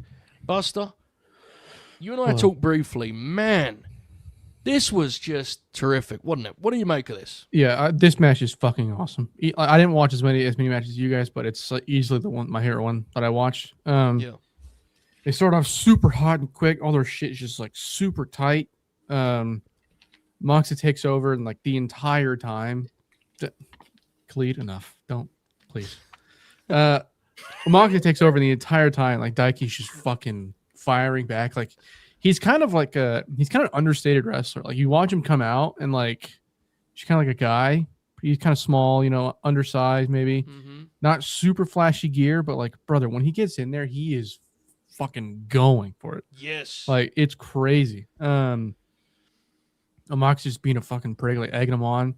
That strike exchange where Amakusa's provoking him, like trying to, get him involved, and Daiki just lights his ass up, bro. It's fucking sick. There's so much fire in his. I'm like gushing about it, but there's so much fire in his work. Yeah, man. Killer crossbody on him as well. That kind of made me laugh, but it did look awesome. He ends up taking like a pretty decent portion of the match as well. Like that kind of surprised me. A good amount, like a little over half, I would think. But cherry on top of all that, he does a fucking fisherman superplex and bridges into the cover, which is fucking ridiculous. Yeah. Really well paced match. They don't stick around for the near falls for too long. I think Amakusa just hits like a spinal tap and they get out of there. But a really, really sick match. I liked it a lot. Daiki Odashima should wrestle Dax Harwood. Agreed. God, imagine what this platform would look like if FTR were pro wrestling now. Oh my god, bro. The most disgraceful thing in the history of the platform. Everything would be green. Everything. Yeah. We'd all have framed pictures of Misawa behind us. So you do realize at one point you said killer crossbody, and I was like, oh no, my bad. I was like, his physique was nothing. No, like he does not have a killer crossbody. Yeah, he just has a crossbody that's pretty killer. Yeah, and I agree. Man, his aggression, he fires on the first break. The vibe of this match is like, act like you've been there before. It's like when a prize fighter is such a novice and they're so new, they have no respect at all. Yeah. Like, they get in there with the best fighter in the world and they're just swinging haymakers. Just going for it. Yeah, what's the worst that can happen? That's the vibe. There's a great moment early where Amakusa like avoids a drop kick. He evades a drop kick and settles, thinking that they're going to stare at each other, because that's how they do things in wrestling. And he just fucking goes it, yeah. He just does another drop kick, and the champ's like, he can't even contain this guy. He's like a ball of energy. And they tell both sides of that story, because in the same way, there are times where he gets kind of like greedy and carried away, like when he gets that slam off the apron, where he kind of runs into it. Odashima's selling is like, he is selling with so much passion, you almost go, take it easy, man. It's like he's that far in that direction, which for a guy who's this early in his career is really insane. Yeah. I loved, especially because I've never seen him in this role before, the champ, Amakusa as the grizzled vet, the status quo of it was terrific. Just grinding him down. Being a fucking prick. leaping backslide spot. Yeah, bro. Oh, baby. I just thought this was such a simple, vet versus prospect match, and like, it's fucking great, man. And the big thing that really stood out to me is how good Odashima's work was for a guy of his experience level. Yeah, or lack started thereof, wrestling in like less than 120 matches, dude. Did he do a single thing in this match that you guys were like, no? Everything was like fucking drilled, And you said like, he's probably not. I'm not going to tell you he's going to be sent out to Tokyo Dome. That's not who he's going to be. But like, based on the pace he's at here, if this is him after this amount of time, he is going to be a staple on these fucking undercards having great matches. Yeah. He should be, Yeah. I'm sure they'll fuck it up, but he should be. It's weird, like... Yeah. Oh, yeah. But there are a lot of names on Noah's roster where, like, I really wish I would like to watch it more. You know what I mean? Like, obviously, I'll pick out matches that I want to watch just because, like I said, they have good wrestlers. But it would be nice if they got to a point where, like, the full shows or something that I could actually, like, be locked in on. But I don't think that'll ever happen, sadly. The presentation is like, the fact that it's accessible and it's presented in a way that pops me is like, man, I so wish it was something I could watch front to back, like same as you, like, because when it's a match I like, or even if it's a match I think is just decent, the vibes are so awesome that I'm like, I want to stick around. Like, I like looking at it, bro. Even if it was just like, if their shows leveled out at about like a 6 out of 10, and then on a really good night they were like 8.5s, I'd be locked in. Take it, yeah, 100%. Like, fuck, dude. We have our bits and stuff, and obviously we're being slightly performative with it, but when we did that show on the New Year, like, we fully intended to like that show. Yeah, I wanted to like it really badly. Yeah. The Good Brothers just had a Good Brothers match, and we were like, yes, Japan, Amakusa and Hiromu, if we're being honest, it probably wasn't as good as it felt because of what the rest of the show looked right, like. Yeah, but comparatively, it was like... We wanted to like it. Yeah. So, yeah, interesting one. Donnie, how familiar were you with these two gentlemen, and what did you make of the match? I'm not super familiar with either, if I'm being totally honest. And this fucking blew me away. I thought this was fucking awesome, dude. The thing that stood out to me while you guys are talking about it is the common theme of a lot of the matches we talked about tonight is like the climbing of the mountain, and particularly the closing of the gap. What I liked about this match is that like outside of a few spurts where Odashima like gets his shit in because he's just so much faster, AMAKUSA never loses control. He just immediately shuts this kid down. Like, who the fuck are you, bro? Like, he just immediately, like, with a stiff kick or a fucking forearm, he legit. It's like if you you went to the doctor's office and when you were like 10, and instead of the doctor telling you were gonna grow up to be a football star, he immediately was like, dude, you're gonna be 5'9", you're gonna be bagging groceries. Go fuck yourself. He legit just snuffs out any hope that Odashima has of any sustained offense, to the point where it makes those comebacks late feel more enormous because he's been getting his ass kicked for so long that him doing like that fucking sunset flip backslide, which is just unfucking believable. Yeah. Something like that where like in many other contexts this could look utterly ridiculous, looks so fucking innovative because it's a desperation measure. Like he's doing it because yes, he hits really hard, and especially for a guy of his experience level, and AMAKUSA hits harder than most people you'll see. So the fact that Odashima can stand and strike with him is really impressive. But obviously, it's not as hard or stiff as the grizzled veteran. So the fact that he's staying true to himself while trying to win this fight, I think that's what really stood out to me, is that sense of individuality where a lot of young guys would kind of fall into the veterans match because that's just what you do, right? Like you fall to the guy that has the experience. Odashima never does that. He stays to his fight. He marches to the beat of his own drum. And ultimately, it isn't, it doesn't work out for him in the end, but it's a sign of like, you're going to see me again. And yeah, you're going to kick me in the head and you're going to try to crush my dreams, but I'm going to get you one day because I almost got you now. And look at how little experience I have. So to me, it was a very kind of meta match in that way of like, for all the bits about the youth movement, which is, everybody has their own opinions on the youth movement. Like there are serious young talents out there in the broader world of wrestling that are like, really serious prospects that like you're going to be seeing on a handful of shows for years and years to come. And this felt like an Odashima statement to wrestle a guy who is experienced and who has this pedigree and to stand out and really is the star of the match, even if he's spending a lot of it getting his ass kicked. So I thought this was really, really good. And I'm excited to see him hopefully progress and get more opportunities because he fucking rocked here. I loved it a lot. We're seeing here some overlap in kind of narrative, right? And so inevitably it's like it has to come down to what it looks like, what it feels like. And this is the most extreme of like underdog versus status quo because this is a guy who's brand new, basically brand new. Was never going to win this match. Marcus had just won the belt from Hiromu at Budokan, so like he's clearly not going to drop it 10 days later. Well, he presumably in person he wouldn't drop it 10 days later. You can't guarantee anything. So I thought the way he was able to kind of make the most of this was really impressive. This is a match, all the matches we've covered I think are worth a look. I think this would be, man. This is one a circle, I think. Because it's going to impact your future viewings if you think of it. Because this is a guy that you're going to see a lot of as a young guy. He's going to be around for a while. You're going to want to get familiar with him now. This would be probably second only to the Tokyo Joshi Pro match for me on our entire slate, I think. Take that and on your business.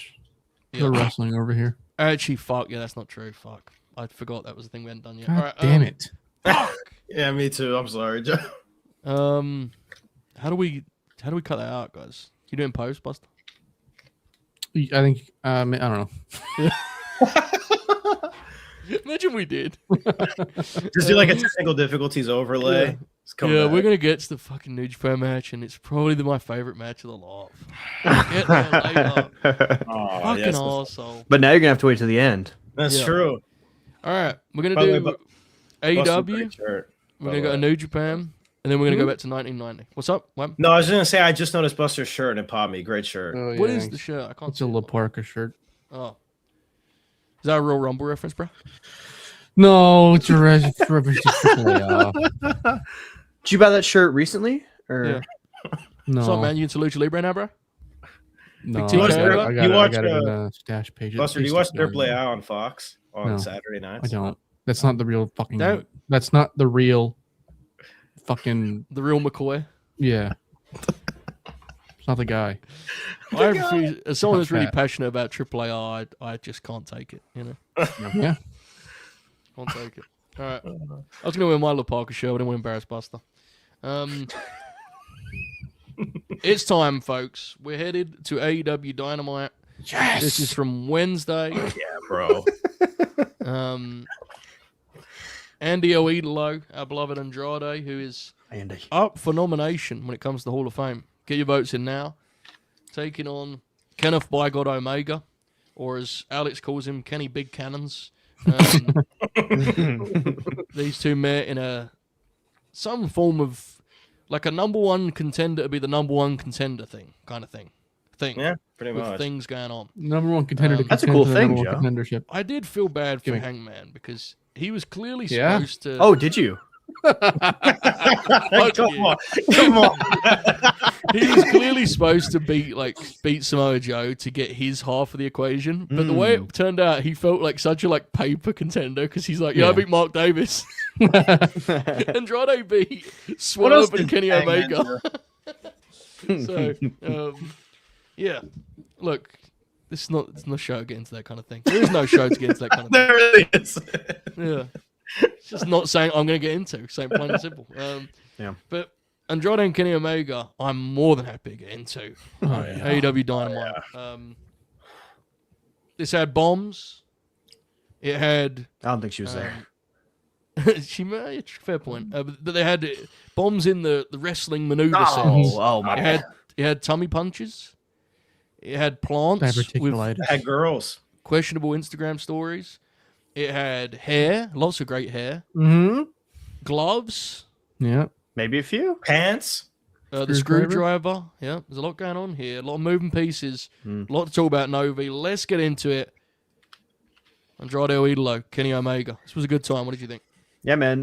This is the first time I've watched anything Dynamite related in months, to be quite honest with you. Jesus. I only watch Collision because we do it here. And Dynamite just feels like a spiritually incorrect show a lot of the time. But spiritually with this match, this is what it should look like, in my opinion. This is 2 stars. It's stakes on the line. There's a raucous crowd filling up a venue. The venue looked really cool, by the way. It should be noted. The scaling seats, that was very nice.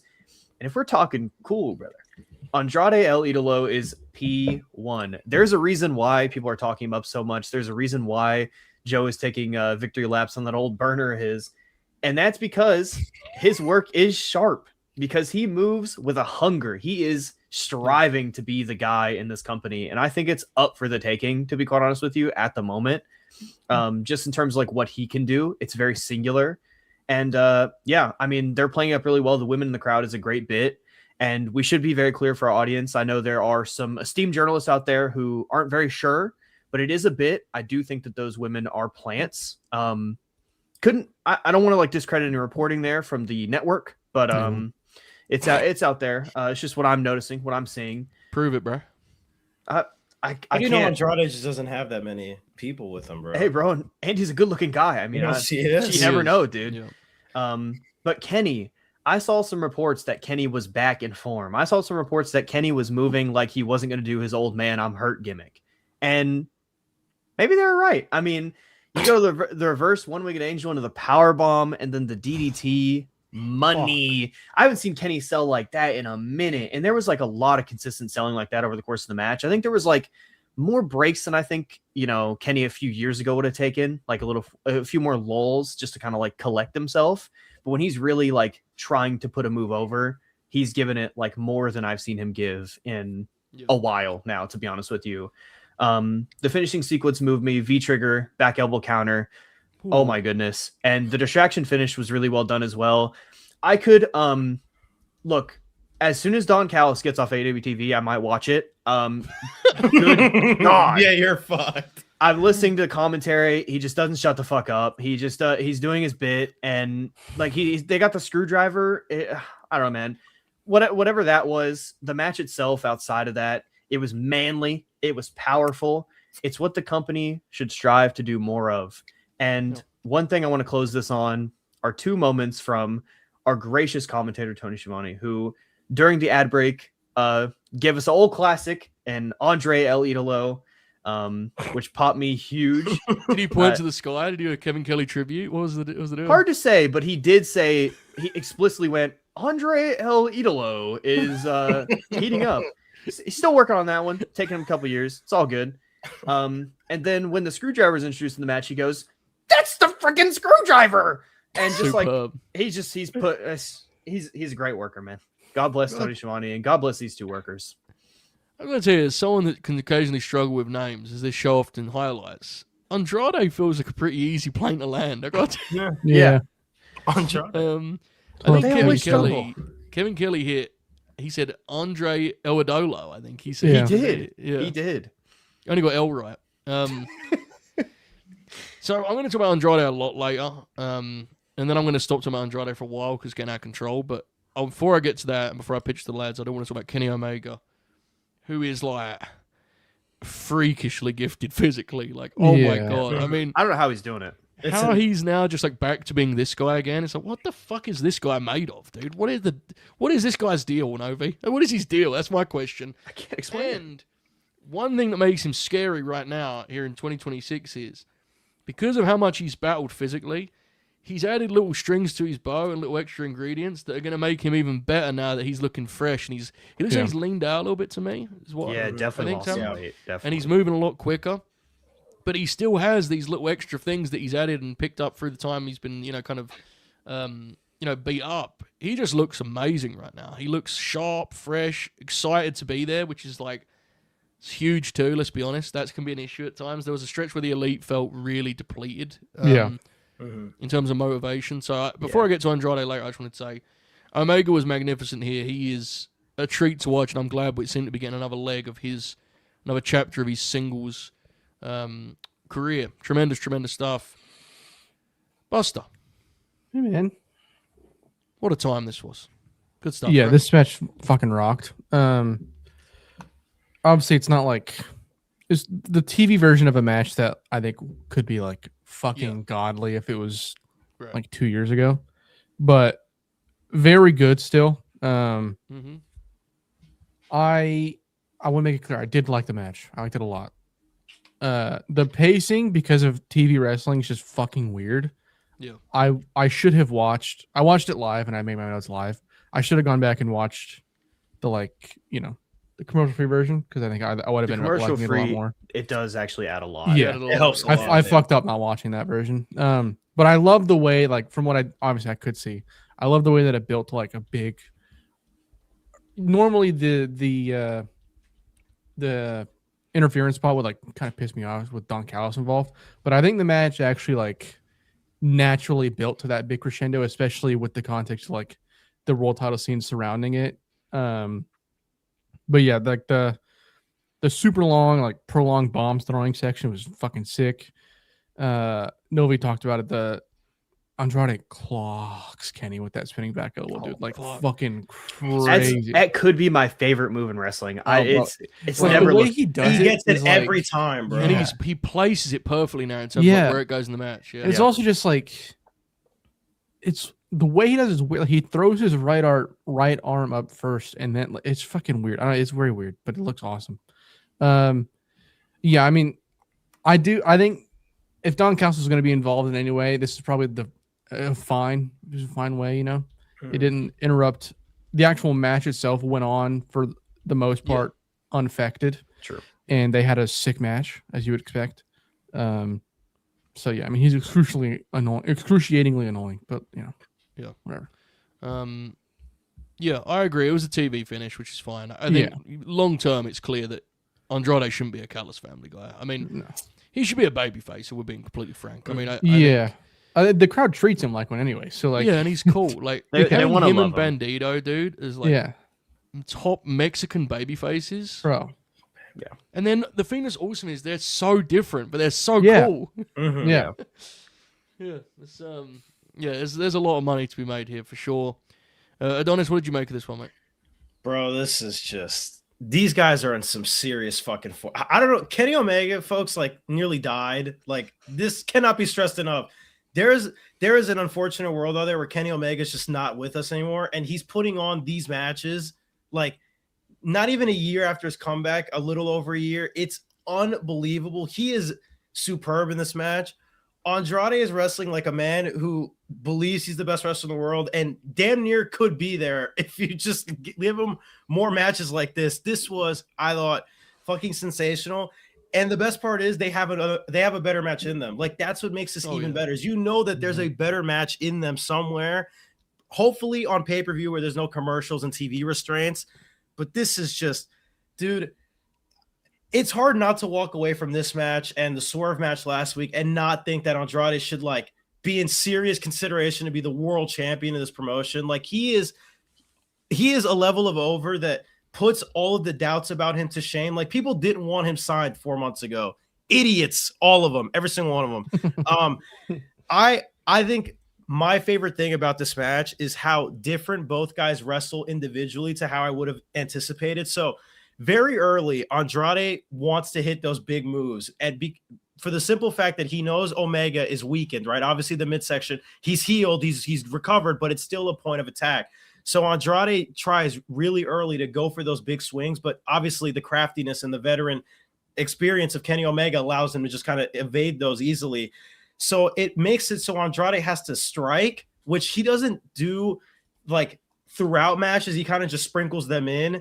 This felt more like Andrade had to fight Kenny Omega rather than wrestle him, because Kenny just out wrestling him.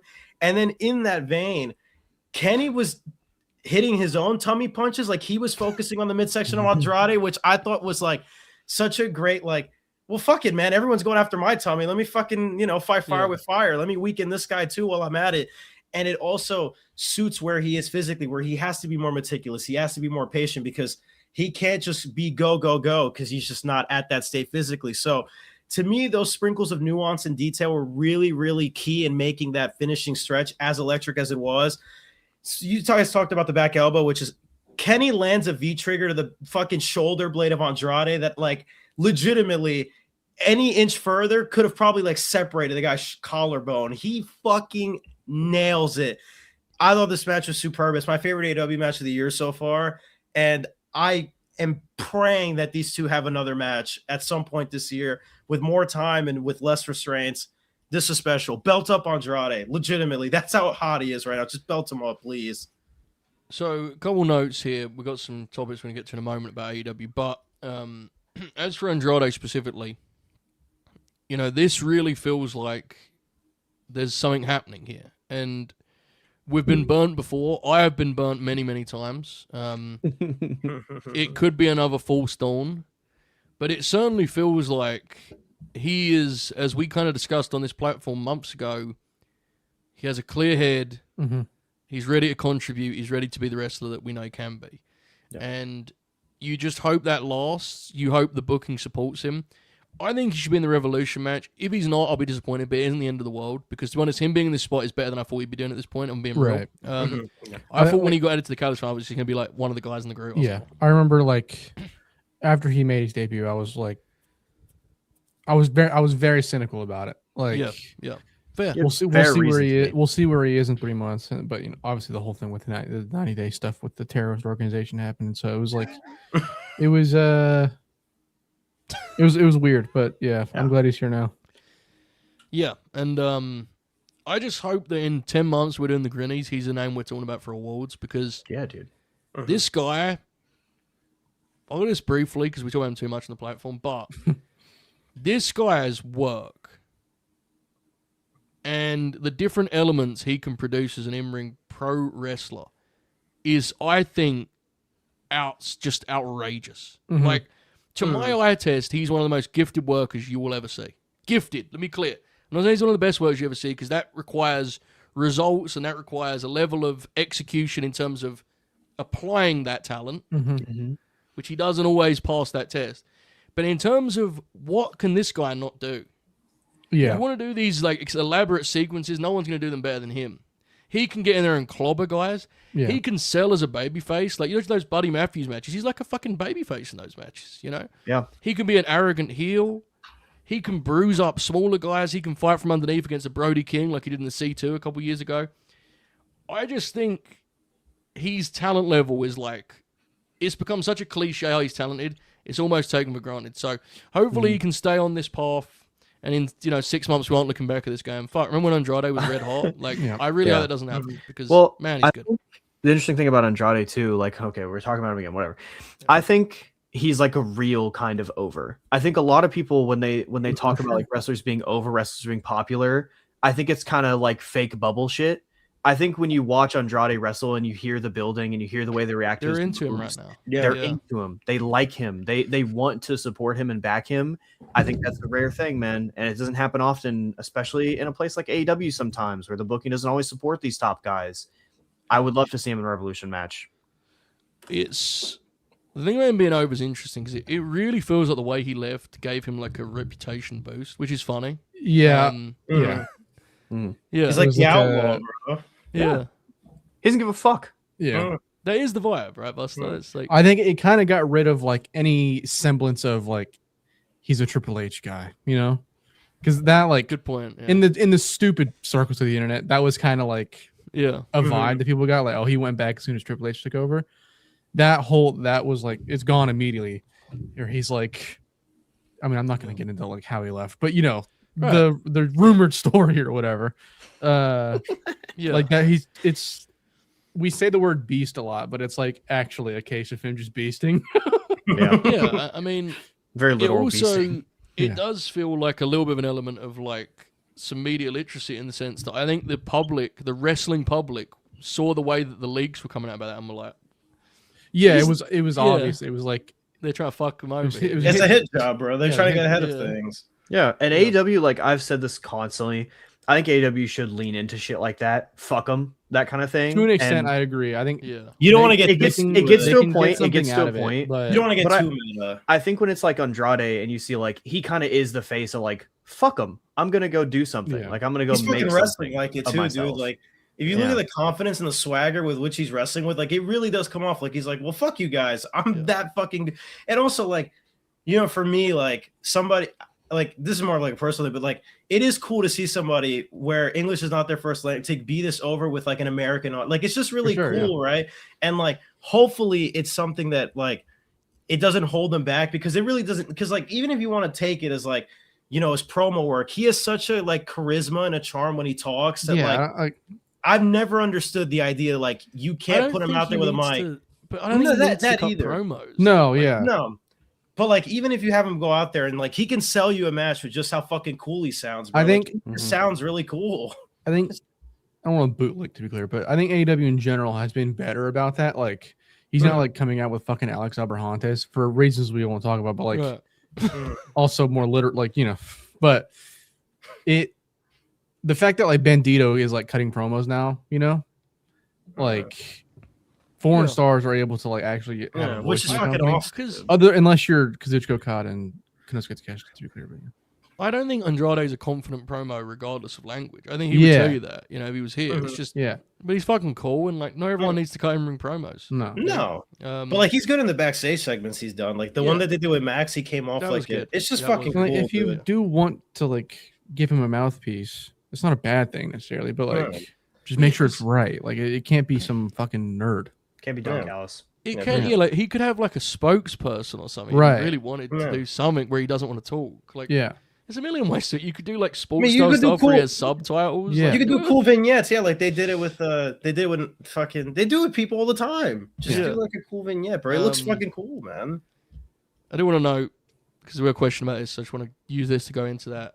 Dynamite was terrific on Wednesday. Mavs fan Yes. asked what our thoughts were on Brody and MJF squash and the fuck ice chance.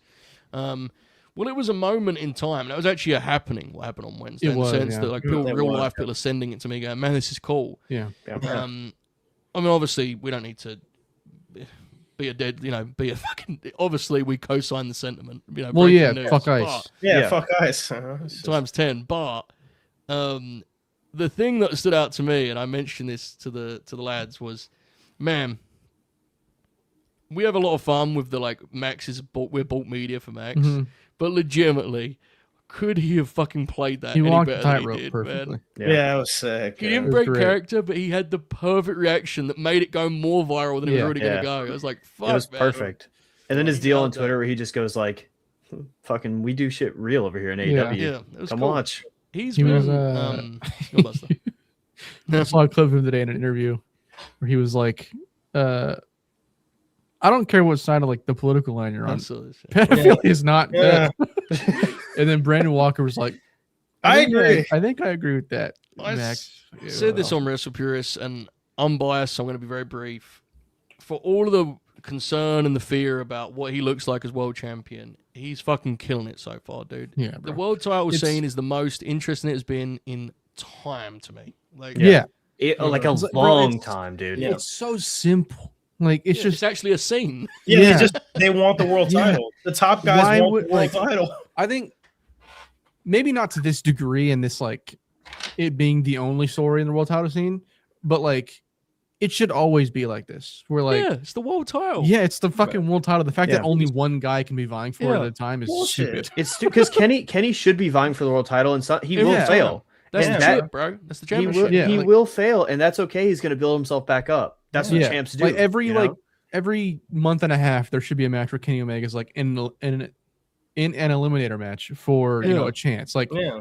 it's just- I hate the Opponent of the The- month booking where it's Yes, just, you just throw one exactly. guy out there. It's yeah. just like, no, it's dude. so lame.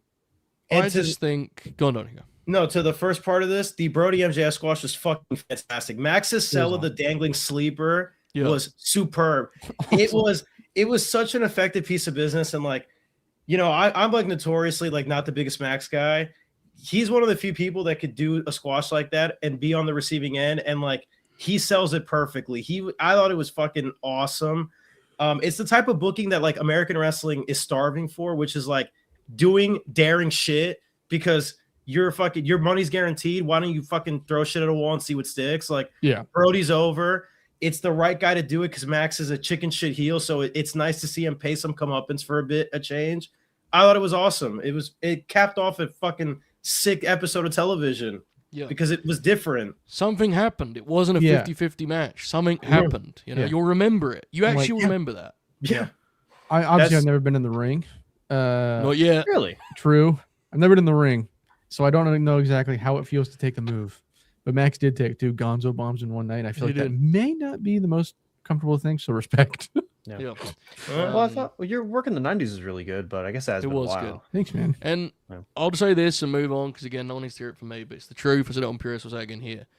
When Max's shit is bad, he gets the entire full blame. Yeah. It is only right that people are fucking with this stuff. Brother. He should get some credit. Yes. Because it's Yeah. clearly his stuff. Let's Yeah. keep it a buck.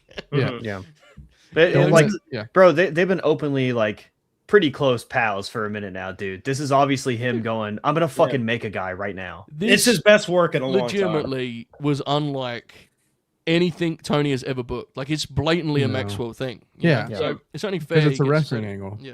Yeah. I think Max has been good for the last fucking God. I thought he was Maybe good post on the, World's End. on the build to, because I think last year he had, what was it, Buster? You and I were talking about this last year when he came after he broke out the Jarrett thing and him and Max did the Revolution build. That stuff I liked.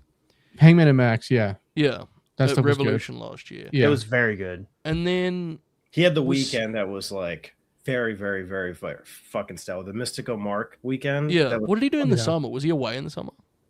Oh, he did He the Hurt was- Syndicate stuff. Yeah. Yeah, Yeah. the Which- Mystico- That was good for a minute. Not, but not necessarily his fault that it didn't go the Yeah. It was getting the way over. it That could've stuff been. was Yeah. frustrating, bro.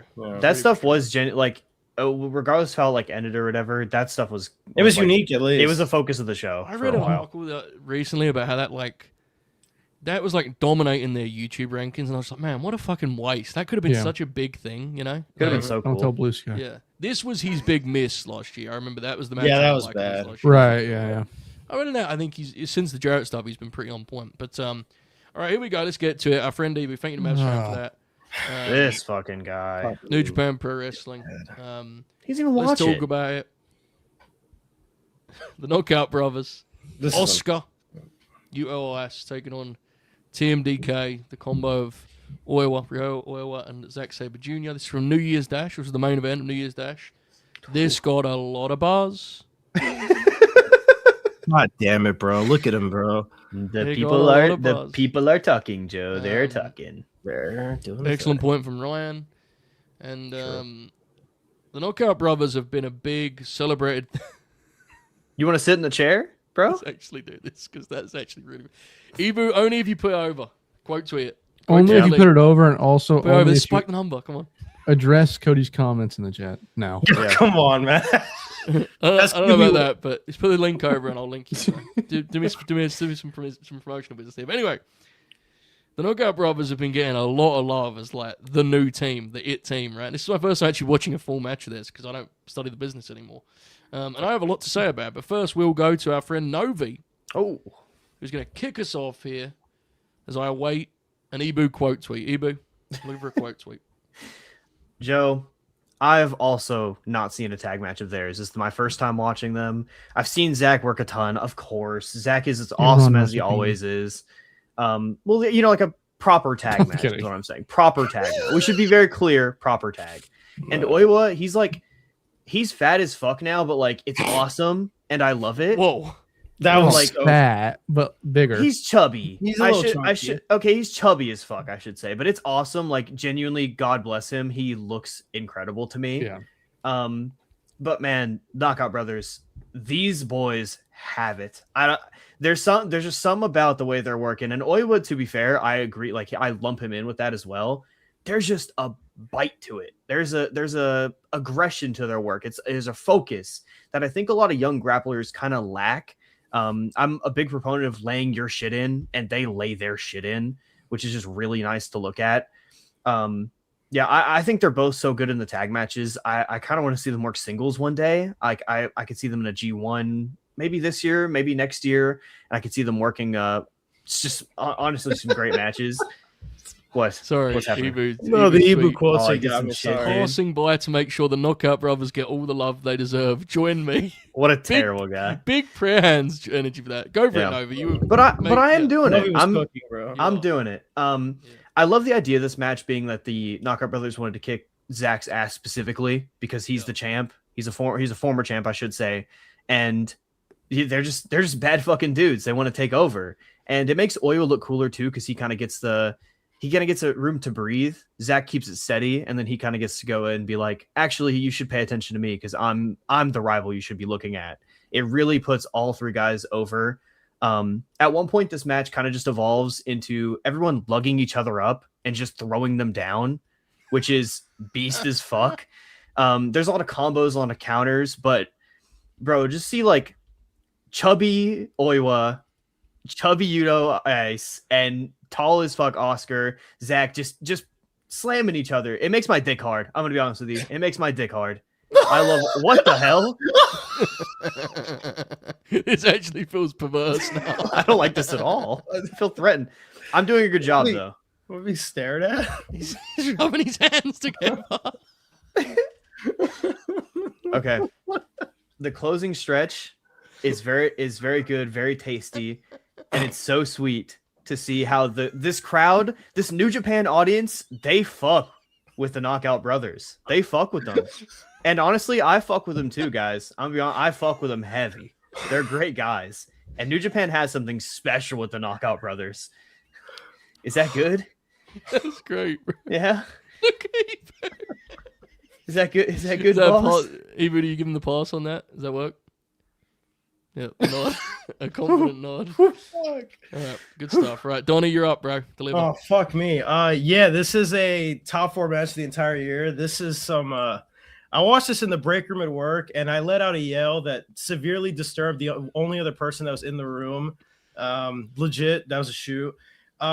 The actual takeaway, my main takeaway, is how well Oscar moves for a guy his size. There's an extended stretch with him and ZSJ where ZSJ is trying to like take him down, and Oscar's moving pretty fucking well, bumping, selling really well. Yudo Ice is, for a very chunky guy, very fast, and not surprisingly, hits very fucking hard. These guys beat the fuck out of each other for what feels like an eternity. I feel like I'm being inspected by the school dean. This is very frightening. I thought this was a special thing. It's a match that is very like go in that like it's 4 guys racing to hit each other as hard as they can, but it all makes sense in the context of the Knockout Brothers are trying to prove that they're a team to look out for, that they're not just some flash in the pan hot shot like popularity thing. Like they're actually a legit threat and a force to be taken seriously. and TMDK, they're the experience. Oh my fucking god! What the fuck is happening? It's just, yeah. I mean, I Do you have your shirt off?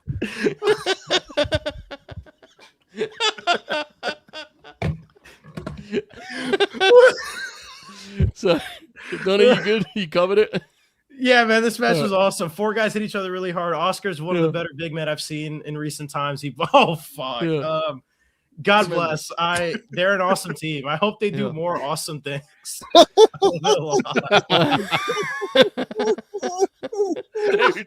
what actually makes this bit money is the idea of like the masses doing that when they listen to a pod without being on camera. You know, like listen to their fave get put over, just going, yeah, keep it coming.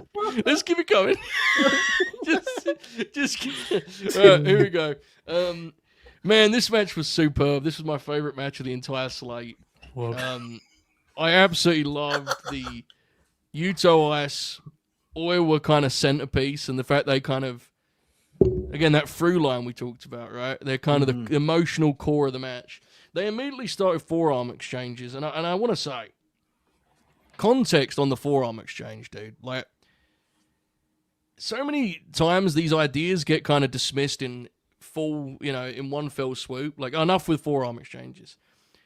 This is an example of where context is everything, because the idea is, the vibe is that Yuto Ice is like so resentful of everything that Oiwa represents that he just thinks he's a pussy. Straight up thinks he thinks he can't fight. He thinks he's a good wrestler, but he can't fight. And watching that play out immediately in a big strike exchange, and then watching things get more and more violent in that regard, is tremendous. I agree with the Oscar love. Young fella works big, which pops me. Zack Sabre Jr. is kind of low-key in this match by design, but he does a fabulous job of spotlighting Oscar, I thought, and really making him feel even bigger than he was. That was a big nod from Evo. I appreciate that.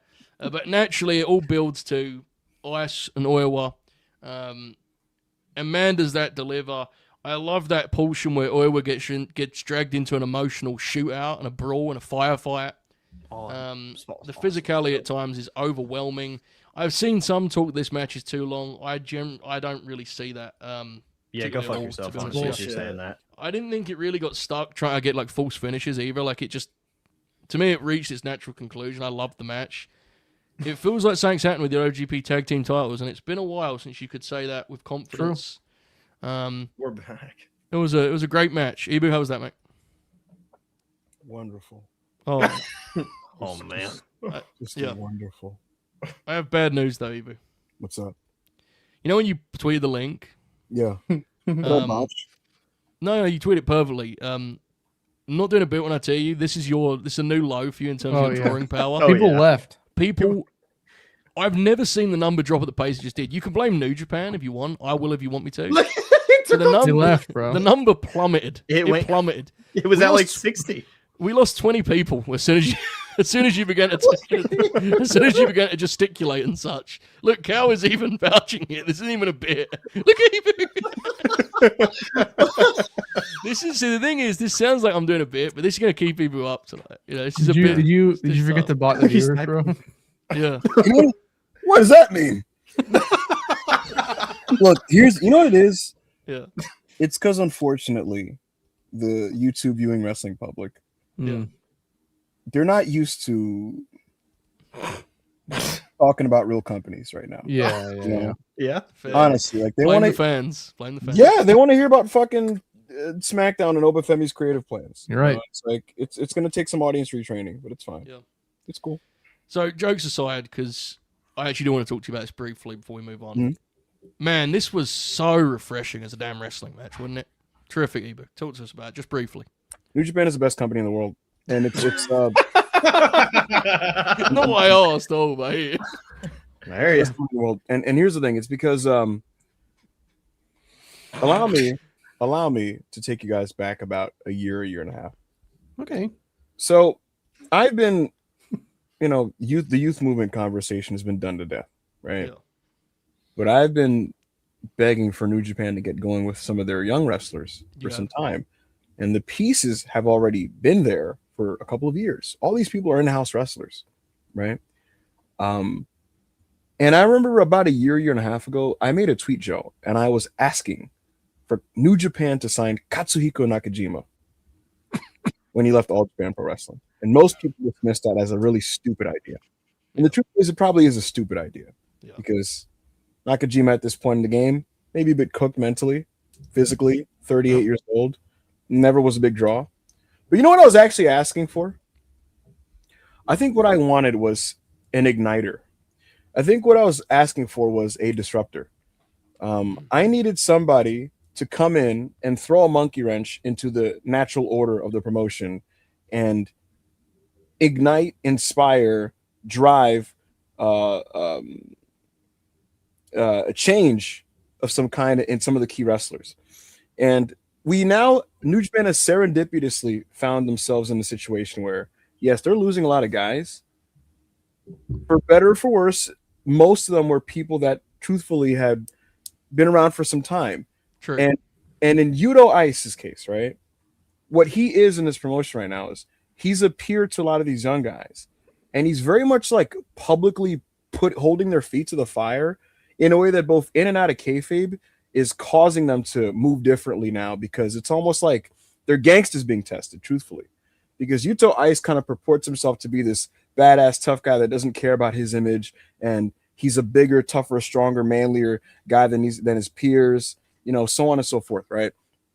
And he cuts these promos. If you guys watch his promos, he'll say things like, Ryohei Oiwa, oh, what a fucking pussy that guy is. Shota Umino, what a phony he is. What a fucking over-pushed phony that guy is. Yuya Uemura, the guy who kisses babies, that geek, he does that. And the thing is, when the crowd kind of agrees and or laughs at the things he's saying, it you could tell in and out of kayfabe, it pisses these guys off and it hurts them, right?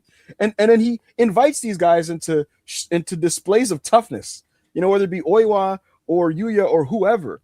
He'll pull them in, and like you just said, Joe, about these forum exchanges, it's not just the thing you do in the match. In this case, it's all right. Let's show Cork and what you're all about. Then, whose dick is bigger, buddy? And it's the truth though. And so you have this situation now where he is like really driving a lot of what's happening in the promotion, and there's a really competitive atmosphere amongst the young wrestlers now as they're kind of coming into focus. And it also coincides with a period where the ace isn't there, and so it's like there's an empty seat, and the table itself is empty. There's a bunch of empty spots to fill, and so you have that atmosphere, and this match was the encapsulation of that. This match is the encapsulation and the apex of all the positive that's been happening in New Japan this first 2 months. I can't add anything to the match that you guys didn't already say, but I just want to say that in Ice, what you get there, it represents what's actually happening on a broader scale with the company. Yuto Ice. Correct, not the government organization. Yeah, this week that has to be clarified. Yeah. Yeah. And And that's the other thing.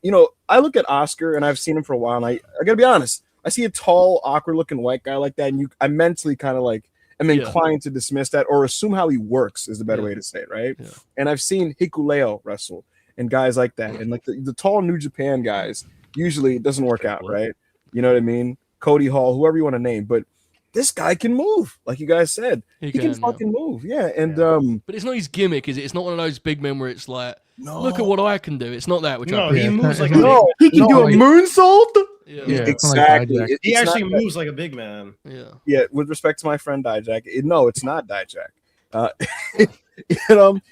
Honestly, it's Taue coded how he approaches tag matches. To be honest, fuck yeah. And speaking of All Japan, this match had big All Japan Tag League final energy. 100%. It had that big, just kind of firefight, empty the clip, like. It feels like a total fucking war out there with the move combinations and everything. And like Joe said, and like I've said throughout this entire year, the tag title scene feels like it has a lot of oomph to it. It's been very exciting. And I don't know who saw the post-match angle and promo for this match, but it's the one that kind of went like the viral, slightly viral on Twitter, right? Yeah, and even preceding that, there was this whole kind of like Japanese promo train. But I love the vibe of it because Ishii and Taichi came out like, brother, we were the previous tag champs. Like, I don't know what the fuck is going on with you guys. And Ishii basically kind of was like trying to decock Yuya and was like, bro, I don't take you serious, kid. Like, get the fuck out of my face. So, couple of things. Number one, Yes. I really appreciate the analysis. Number two, all the times you've been accused of being bought media, this is actually the one you should be getting the accusations for, which is sad. Oh, yeah. Um, Oh, yeah. Number I'll see everybody three, at New Beginning in USA. you know what the payoff to this bit is? I'll be right? at that show. You know what it is? What's the Payoff to this bit is when New Japan bring in FTR to work with the Knockout Brothers, and we go full tag. Do we do the fucking You high joined five in the middle? You know, yeah. It's the payoff. I kid you not. I'm like dangerously close to doing a pod with Chris Charlton. I don't give a fuck. I'm not, you know, it is what it is. That'd be fucking awesome. I'm locked All right. in. Couple of things. This one directly for you, Ibu. Just on cue after you requested, you did ask for some Obafemi talk. I got a Rambo 17-month membership. He said, "Ask you shall receive." He said, "What are your thoughts on Obafemi? Why isn't he WWE champion yet?" You said you were looking for these questions. Lambo delivers as he always does. We appreciate you, Lambo. Ibu, anything on this specifically? No. I think he's going to be pretty soon, to be honest, Lambo. I know you're just fucking around, but to be sincere, I think he's going to actually get a rocket ship pretty quick here. My big thing on Ova is not will he win a belt. He's going to win a belt imminently. Yeah. My question will be, what will be his television presentation? And you know, the parameters by which he was presented in NXT were wide enough for NXT. On main roster television, he's almost going to have to expand what he, you know, expand that or become a guy who's just a pre-tapes and matches once a month type of guy. You know what I'm saying? Mhm. And someone who was like that was Gunther, who in 2023, he, you know, for lack of a better term, because it's impressive how he pulled this off, in 2023 he became a WWE superstar while somehow still maintaining a presence and presentation that was not WWE superstar. But in terms of what he was actually able to do and show on the show, being an on-screen character, cutting the promos, playing to the audience, doing some of the backstage stuff, like he became a WWE superstar, for lack of a better term. And I'm curious to see what they add to Oba beyond just squash matches and cutting promos about being the ruler. You know, It'll be interesting, very, very interesting It's indeed. good analysis, but I'm looking for a scoop next time, if you don't mind. Our friend June lashed out and said, Ibu being an anti-draw, well, his name did used to be Backup Hangman. Still is, right? Yeah, it still is that. Still isn't You it? can't run from that. That's just your app forever, I think. some guy legitimately replied to me this week and said, "Gotta be honest, bro. I think you should change that ad." No way. That's so incredible, funny. bro. He That's so sick. legitimately was like, "Sensitive time right now, dude. I think you should change that." Sensitive time. Fuck. All right. Yeah. Thank you, Eva. You can hang out if you want. We've got one more segment, but you can leave if Oh, you yeah. like. Okay. It's time to talk about an angle, a classic angle. We're going to go back 36 years ago today, Clash of the Champions. The reason we did this is there wasn't a match that came to mind, and because we talk so much about angles, it actually made sense to add a bit of variety, right? We talk so much about angles on TV. Let's talk about one from back in the day. Let's talk about the good, the bad, the ugly. We're talking about the Horsemen. Specifically, the Horsemen kicking Sting out of the group on Clash of the Champions in one of the more polarizing, debated booking moves of the decade. And we are, at this time, at the time of this angle, this is 5 weeks into the decade, and I think that did sustain. It was very much something people would look back on. For some context, Arn Anderson and Ole Anderson joined Ric Flair at the end of 1989, Arn returning from WWF. The Horsemen are back together. Who's going to be their fourth man? It's Sting. They're a babyface Horseman. The people love this. It produces a very memorable six-man tag that Ibu and I have watched a million times over on different platforms. Then, the recently got loaded to the vault too, so you can check that out. Then, seemingly out of nowhere, they shoot this angle on the Clash of the Champions, which changes that night's main event. Sting is out of the group. Ole Anderson, very matter-of-factly, kicks him out. I wanted to talk about this angle in terms of the execution of it and how different it is to what we get today. Not necessarily better or worse, just what you guys thought of it is what I wanted to know, basically. This is an angle that conceptually I fucking hate because I think it's the stupidest thing they did with the Horsemen. And I think it basically ruins the Horsemen forever. However, what makes it interesting is, while I conceptually hate it, I fucking love the execution, Yes. which makes for a very pro wrestling combination. Buster, had you seen this before, and what did you make of this watching it here this week? I'd never seen it. I think slightly off topic. Yep. I think this year I wanted to try and make it a point to like watch more Clash stuff, like Yep. World Classic Champions, just trying to get through all of them. Because there's so much stuff just like this on the shows, like randomly, that is fucking awesome. Anyways, yeah, this is in a vacuum because I don't have the full context of like how it affects the Horsemen in the future. This is fucking fantastic. It's basically the reverse of like the Batista angle, where Batista, being the understudy, goes after his mentor, but it's, you know, the mentor's going after the understudy that tries to challenge the main guy of the group. I literally, note for note in my notes, I said Ole Anderson is so matter of fact. It's fucking awesome. Yeah. I also said it sucks that he's a scumbag, but you know, whatever. It's he fucking rules. You're like, just something about the, like, his delivery is so like, no, fucking listen here, man.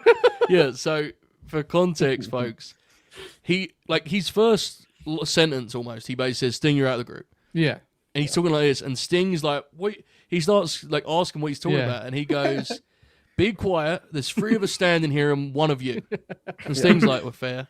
Yeah. Like, he's like a mob boss, isn't he? Yeah. And then later on, he goes, "Anyone with a brain, 3 of us, 1 of you." He also at one point, like around the start, like Rick starts to talk and he goes, "Well, hold on now. Yeah. Let me. He's let like, me "You're say- being too nice about it." You're being. Let me just handle this real quick. If you Yeah. don't mind. And the idea being, folks, when Sting signed to face Ric Flair for the world title, he quote signed his death warrant. Death warrant, Yeah. Bang. and the brawl at the end of the show is fucking awesome. Like the way that people come up for it is wild, like crazy pop. Short brawl, but like really effective. Such like a very simple way to sell a pay-per-view. Like could not be more simple. But yeah, fucking awesome angle, dude. Are you aware of what happens in the angle at the end? I don't think so. Sting, when he gets pulled from the cage, tears his knee. They shot this angle Wow. for a one night angle, double angle. They set up the match with Flair and Sting. He tears his knee. He's out for 6 months. Fucking hell. Which is like, can you imagine heading home that night from the town? Just being Yeah. like, we just burnt our top baby faces, and now we have no baby faces. They've turned Lex overnight, basically, is what they do. So it's kind of infamous in that way. But yeah, you're right. It's electric, and the people are with it. Yeah. It's just terrible luck. So I'm glad you enjoyed it, Buster. I'm It glad was you awesome. enjoyed it. Donnie, what- it's inspired a potential project in me. We should do something with that. We should like a Clash thing in the Discord. We should do something with this. We'll figure this out, Buster. Donnie, what did you make of this? Had you seen this before? So on and so forth. So I've seen weirdly enough, I saw the main event of this show and the brawl. I'd never seen the actual promo. So the brawl, let me just say, Jim Ross just yelling, "They're trying to restrain Flair." And he mispronounces Sting. He's like, "They're trying to restrain Sting." It's just so. And Jim Cornette's just yelling, "Do we have to go off the air? There's a fight here. Do we have to?" They were a great commentary team. Bro, it was. They were. Dude, Flair nearly fucking paralyzed himself when he jumps onto the pile. He he knees Sting in the side of the head and like lands on his neck. Oh, it's the actual promo itself. Flair has a great line when they start beating down Sting, where he yells, "You're gonna get out of this business." Oh yeah.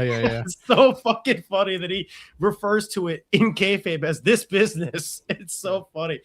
Ole he has a great voice, which is such a like weird thing to point out. But no, like, dude, that matters. That's Dude, not weird at all. That's not the dude, most important thing. Yeah. bro, he's this entire time. It's like he's the leader of the fucking Horsemen. He's like yelling. Yeah. He's like he's policing Flair. He's holding back Arn. He's like, "Sting, I'm telling you now, make a move, and the 3 of us are going to beat the fuck out of you.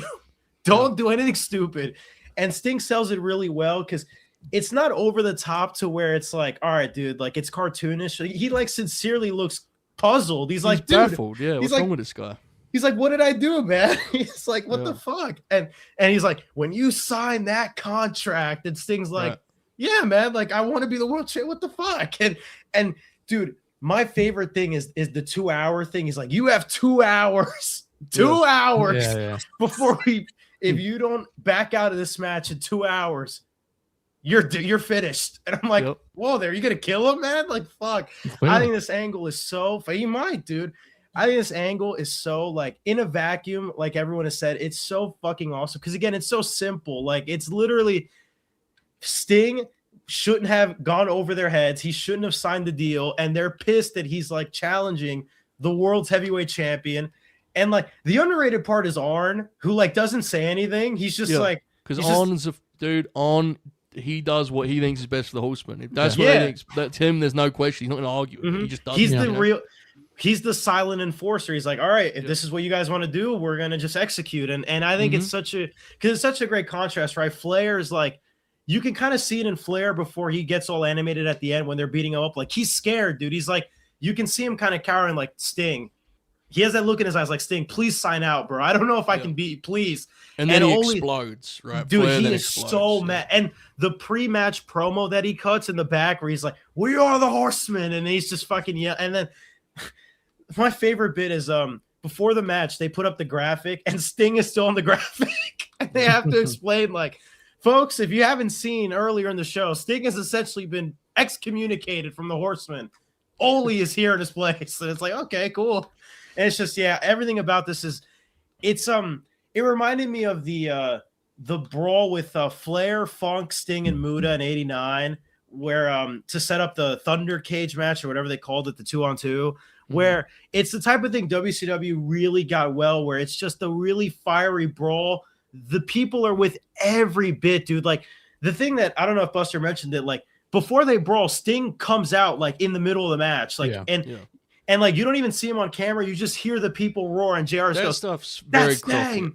That's very much like Crockett hangovers, very, very much. It's just I think it's just the brawl itself. I think it's just a perfect self of the pay-per-view. I didn't know Sting tore his knee, which is just, imagine how disheartening that must be. Like you have this really hot angle, you're probably jazzed up, and you're like, shit, my knee's dangling. Fuck. Well, there that goes. You just turn the top babyface group heel when you don't have a babyface left to fight. Yeah, it's just, dude. But like in isolation, dude, this is just, it's magic, man. We don't get, fuck, man. I hate to be the guy, but fuck, it used to be better sometimes. God damn. In terms of angles, I think the reason I wanted to cover an angle is because I didn't think in terms of angles, we have, things are so produced, we've lost the plot. But I have some production notes in a moment. Novi, you'd never seen this before, right, mate? No. Yeah, what did you make of this? Yeah, I mean, it's hard to say anything, like, because you guys covered pretty much all of it that I have it's only 5 opinions minutes, on. right? It's only 5 minutes long, but yeah, I think it's a good point. Like, I think there's too much structure nowadays to stuff like this. I find in wrestling, I find it to be too rigid. They don't really let guys do shit that Ole was doing here, but like, I wish they did, because it's kind of magical. Like, he's got his back turned towards the hard cam the entire time. Like, he doesn't give a fuck, because he's just he's gonna walk down Sting. He's gonna address him. Yeah, and it doesn't ruin your experience, right? No, it helps it, because this guy's like, he's talking to him. He's basically going, "You're a piece of shit. Like, what's your problem?" Yeah, he don't give a fuck about the camera, bro. He's talking to Sting. He's going like, "Sting, what's your deal? What's your deal, bro?" Yes. Yeah, and on the I did watch the brawl and stuff.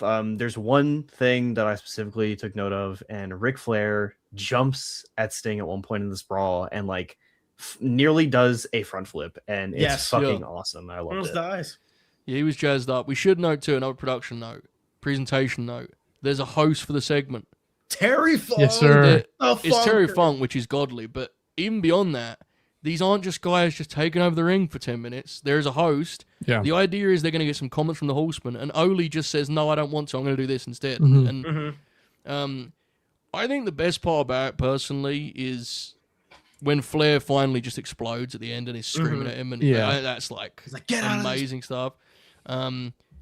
But yeah, this is a classic angle. Again, conceptually, I fucking hate it, and I wish they didn't do it, but they did, and it was awesome. What I wanted to highlight with this, folks, and we implore you to check this out, it's just so direct and blunt compared to the modern norm, where everything is a monologue and a soliloquy, and everything is extended, and there's extra verbiage in every promo to drag out the fill time. This is like so matter of fact and so human by comparison. Ibu, if you're still here, I'd be intrigued if you have any memories of this angle. The Horseman kicking out Sting. Ibu, anything on this? Yeah, it's one of the best angles I've ever seen. And the way the crowd reacted to it, like the sounds they made. Jim Ross, which is already spoken on. Yeah. There's just a feel to the great angles from this period and a couple years prior. Yeah. That more than anything are the money and the magic. Like, I've spoken extensively about this, but like, you want an angle to feel like a transgression. Mm-hmm. And it's harder and harder to do that when we've seen everything under the sun on the show, and most of it becomes normalized, and there's no structure on the show where it's almost institutionally frowned upon for attacks to happen. You know what I mean? When it just becomes things that happen on the show, then it's hard for things to feel transgressive, and then things don't even scan as being a big deal. And so that's kind of one of the big issues with angles now, between that and like the overproducing and so on and so forth. Yeah. And by 1990, attacks and cheating and things like that had already become fairly normalized in American wrestling relative to 7 years prior. But even still, just the way the talent involved approached it, it was like, man, holy fuck, they're killing Sting. Yeah. You know, so it's a shame that it couldn't have been sought through the way it was, because, you know, I liked Great American Bash 1990, and like it's a very good main event and all that, but like in terms of timing, had they followed it through when they were planning to, we'd be talking about like some historically all-time shit. I don't know if it would have changed any of WCW's business. I have Would no help idea. Sting a lot, wouldn't it? Would help Sting a lot. 100%. 100%. And he would have still had Lex to work with too. Because the thing is, like, I'm not sure Sting and Lex would have had great matches, but they were clearly headed to like that being the big thing: heel Lex versus babyface Sting. You know, and Yeah. we have to stress, Ibu, like, this is a different thing to what we have today, where these rosters, let's be honest, anyone could get injured tomorrow, and like, they've got so many guys. Even the absolute top guys, you can just switch them out. They won't replace them necessarily, but like back then, dude, you've got like your top guys. crippling. You need them. Yeah. It's crippling. There's no guaranteed television money of billions or millions and millions of dollars. That like, no, every little house matters. Yeah. Every buy rate matters. Yeah. And you're staking almost like your life on the line for like the big program that you're setting up here. That's the other reason why there was such an impetus to have really strong, effective angles, because that's what got people to support the next step, you know. And so it really felt like an all or nothing. We put it all on the line for this thing to make this happen, to make this guy, to keep this thing rolling. You know, Cody Rhodes famously once said on AEW Unrestricted, which is one of the banner podcasts in our industry, that the business dies when you stop making stars. And it's still the case to this day, but it absolutely was the case in 1990, especially for WCW. Yeah. You know, like, you got to keep making guys. And obviously, you know, with the benefit of hindsight, we know Ric Flair stuck around for another, 20 years. But in 1990, like, the belief in the industry, even if you were really favorable to Ric Flair, but nobody's decade, bro. Yeah, new decade. We're entering the 1990s. Ric Flair is 41 years old. Nobody's sitting there going, oh yeah, we could just like ride that horse for another 10 years. Nobody's thinking that, even if that could have been the case, nobody's thinking that. And we know like how, the powers that be felt. So yeah, it just, on every level, this is just money. And I implore people to watch it. And I'm glad that you guys highlighted it here, because the truth of the matter is, it's one thing for Cage Match to document some great old stuff, and people can like look up names and stuff and look to the top of it and click matches to go back and watch. That's one thing. But it really is up to big voices to continue to share the videos and talk about angles so that people can go back and watch them, because increasingly people are watching less and less of like the great angles of our time from 35 to 40 years ago. And part of that is because it's kind of harder to make that canon to wrestling fandom to younger fans. You can't just cherry pick it and just like you Context have to like matters. watch it and go like, oh, this is gonna happen now. It's not the same. It's not documented the same way, right? It's not canonized the same way. It's not canonized the same way, and especially if it's a not a WWE angle. Like at least WWE, like they'll do the thing of like, oh, Austin, he's got the beer, man. This beer on McMahon, and all that shit. You know what I mean? Like, so like we know. I knew every important moment of the 80s and 90s just from watching Raw in 03. I'm like, all right, man, I get it. Fuck. Yeah. But with WCW and with Jim Crockett Promotions and angles from Memphis and Mid South and so on and so forth, Florida, you need to like follow the right people and just hope you come across something to like actually catch it if you aren't already aware. So it's a massive positive that on a show like this you're also showing love to this one, and this isn't like some super obscure one either. But even with that, this is a famous one, and I'd imagine a big portion of this audience, which is a tapped in one, probably has never seen it. Right. To that point, the match that precedes the brawl that we talked about it's a 6-man cage match. It's Rick, Ole, and Hard against Great Muta, Buzz Sawyer, and Dragon Master. You literally can look it up on Google. There is a link. It is an 11-minute 34 link. You can watch the entire match, less than 10 minutes, and the brawl that ends it. That's how I found that. I literally just Googled it and I found it because I'd never seen the match. The match itself is actually pretty fun. Ric Flair and Buzz Sawyer have a really extended striking sequence in the middle that's like really, really sick. And then the brawl that we spoke about is like electric as fuck. You literally you have to go out of your way to see it, dude. And if you need the link to the actual raw angle, then just if you're on our Discord, you can just hit me up because I know some of that stuff doesn't exist right now because Dragon Master is involved in one of the great FMW matches ever, and that is a 6-minute Texas death match in Korakuen Hall. It's him and Masanobu Kurisu versus Tarzan Goto and Atsushi Onita. It's one of the great brawls. That match is awesome. How fucking tough did you feel saying that, bro? Be honest. I gotta be honest with you. I felt man. It was a fucking sick popped match, your chest out. Oh, By the way, yeah. the house came back up. I don't know what happened in that 1 minute. Someone must have like came on the TV or something. I don't know. Fucking pussies. I don't know. All right, here's the deal, folks. We're going to do some plugs going out here. Tomorrow is LNG 200. Holy shit. LNG 200. Next week. Tomorrow? Next week. Tomorrow. Can you imagine? Okay. We just did Saturday. Fucking hell. Tomorrow. Jesus Next Christ. week. It's been a long week, guys. Next week is LNG 200. And it is the LNG Hall of Fame induction ceremony. Big time. It's Major League. Get ready. Next week. Same time as usual. This time slot. LNG 200. But I have another announcement. You'll notice on this program, there wasn't much coverage of the surrounding US promotions because, quite frankly, there wasn't a lot of matches that captured the imagination. We're shooting for this to be episode 201, but it could be 202. We'll see. Introducing a concept that I used on my WordPress many years ago. Best of the rest. Now, what is best of the rest going to be, folks? Well, it's really quite simple. A handful of the Grinners are going to be assigned a surrounding US promotion to almost become the beat writer of. They're going to watch what they've done in 2026 so far.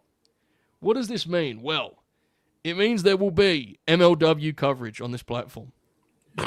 There will be TNA coverage on this platform. There will be Ring of Honor and NXT coverage. And perhaps most notably, and I have taken this assignment because I love the business, there will be extensive coverage of the National Wrestling Alliance, who I believe are currently airing their June 2025 tapings. I don't even know how to watch the NWA, but I will watch it. I will watch it. Okay, there you go. So that's the show coming up here in a couple weeks. Again, hopefully 201, maybe push it back a little bit, but that's what's coming up. We're going to cover these other promotions. We're going to cover a lot of pro wrestling this year. That's the plan. We're going to approach it literally where it's like, with Buster's host, he pitched to me, for example, I would have a segment where I just explain all things NWRT, the MVPs, the best things, the worst things. We're not going to shit on stuff for the sake of shit on it. We're actually going to just see what it looks like, right? We might like it. We probably won't, but we'll try. So that will be coming up here in a couple weeks on this very program. But remember, next week, LNG 200, the Hall of Fame ceremony. Who will become an LNG Hall of Famer? Who will join the Immortals? Bockwinkel, Bliss, Crosby, Machine Gun, FTR. Who joins the list tomorrow? Let's find out live, 11:05 Eastern next Friday. Buster, tell the people about your new channel. Folks, I have a new channel. It's called Brainbuster. I uploaded my first video yesterday. It's about the PlayStation 3. Feel free to go watch that if you'd like to watch that. Yeah, more grins ahead. Yep. I'll have a new video out next week as well. Yes, indeed. Novi and yourself, brother. Thank you, Big Fat Orange Cat. Link in the channel. Novi, go for it. I have a long-running channel. True. It's called Novi. I do movie content. There'll be a new video out on Sunday. I'm going to review Iron Lung. If you're a Markiplier fan, don't watch it. you'll probably won't like what I'll have to say, but it'll be out. And then after that, there will be a Wuthering Heights review. That'll be a vlog format, and there'll also be a little fun video coming out post LA as well. I'm filming another little vlog thing. Not like this, not as the same as last time. It's actually like there's a gimmick. It's a video idea. It'll be fun. Go subscribe to the channel, youtube.com/@itsnoviak. Let's fucking go. Donnie, what do you want to plug? So I don't actually want to plug anything, and like I have to just say this because I'm on a platform and I want to do so. I went to work today and it felt very weird. Not that what I feel about these things should be anybody's main concern, but it did feel very unsettling. And I just want to tell people that if you're feeling the same way about day-to-day life, that's totally okay and actually probably normal. The stuff that we're seeing is not normal. It's not okay, and you don't have to feel like you have to just go by and exist as if none of it's happening. I actually think it's very important to make yourself as aware and as informed as possible, and to share that to others. I think more than ever, there are people and forces that want us to be as uneducated as possible, to protect their own vested interest. And I think it's best that we push back on those things and challenge those things, and those establishments. And in that same vein, if any of this stuff is weighing on you and you feel as if it's a lot to burden, you should reach out to people. It is totally okay to feel the weight of the world and the immense reality of what we're all living in as a race of individuals. So I just think it's really important to reach out to people if you need help, and reach out to others if you think they may need help, and to stay on top of any resources that are out there, and to protect yourself and the people around you. It's a very scary time, and it's okay to feel scared about it, but it doesn't mean that you have to be scared to know things. I think it's important to know things and to ask for things if you need it. So that's really all I have. No question. Ebro, I'm not going to ask you to do plugs, so feel free to do that. If you want to feel like an arsehole, now will be the time to do it. Plug your, fucking hook your Discord or whatever. You guys know where to find me in all my YouTube accounts. There's a Patreon link in the description. Yeah, right now I'm going to post in the comments, some place where to find me. Yeah. I may or may not do a show with a New Japan affiliated person imminently. Super. And beyond that, I do all my wrestling content that you guys know and maybe love, maybe don't. But additionally, if you happen to be an anime person, I'm watching Yu Yu Hakusho with Wheezy, our mod, and he's somebody who is a part of Destination Dynamite now. Yep. He's never seen it before, and it's a tremendous series. And awesome. if you want to just kind of stop by and hang out and watch a classic, we do that on the late nights. So yeah, you guys know where to find me, man. Thanks for the support. Appreciate everybody. Hang with Paul, but Wednesday, brother. Right? Oh, This yeah. Wednesday? Yeah. Absolutely. It's this Wednesday. And curious what this one ends up being, because oh my God, New Beginning is that morning. I'm going to just be so fucking annoying to Joe. Oh, wait, is it really? Yeah, it's that morning. We should do something with that. Oh my God. Yeah. No, we should actually go all in on that, actually. Fuck Yeah. it. Fuck Yeah, we it. can do something with that. I'll do my best to stay up. Yeah, we need to figure that out. All right, cool. All right. Tremendous stuff, folks. We really hope you enjoyed this.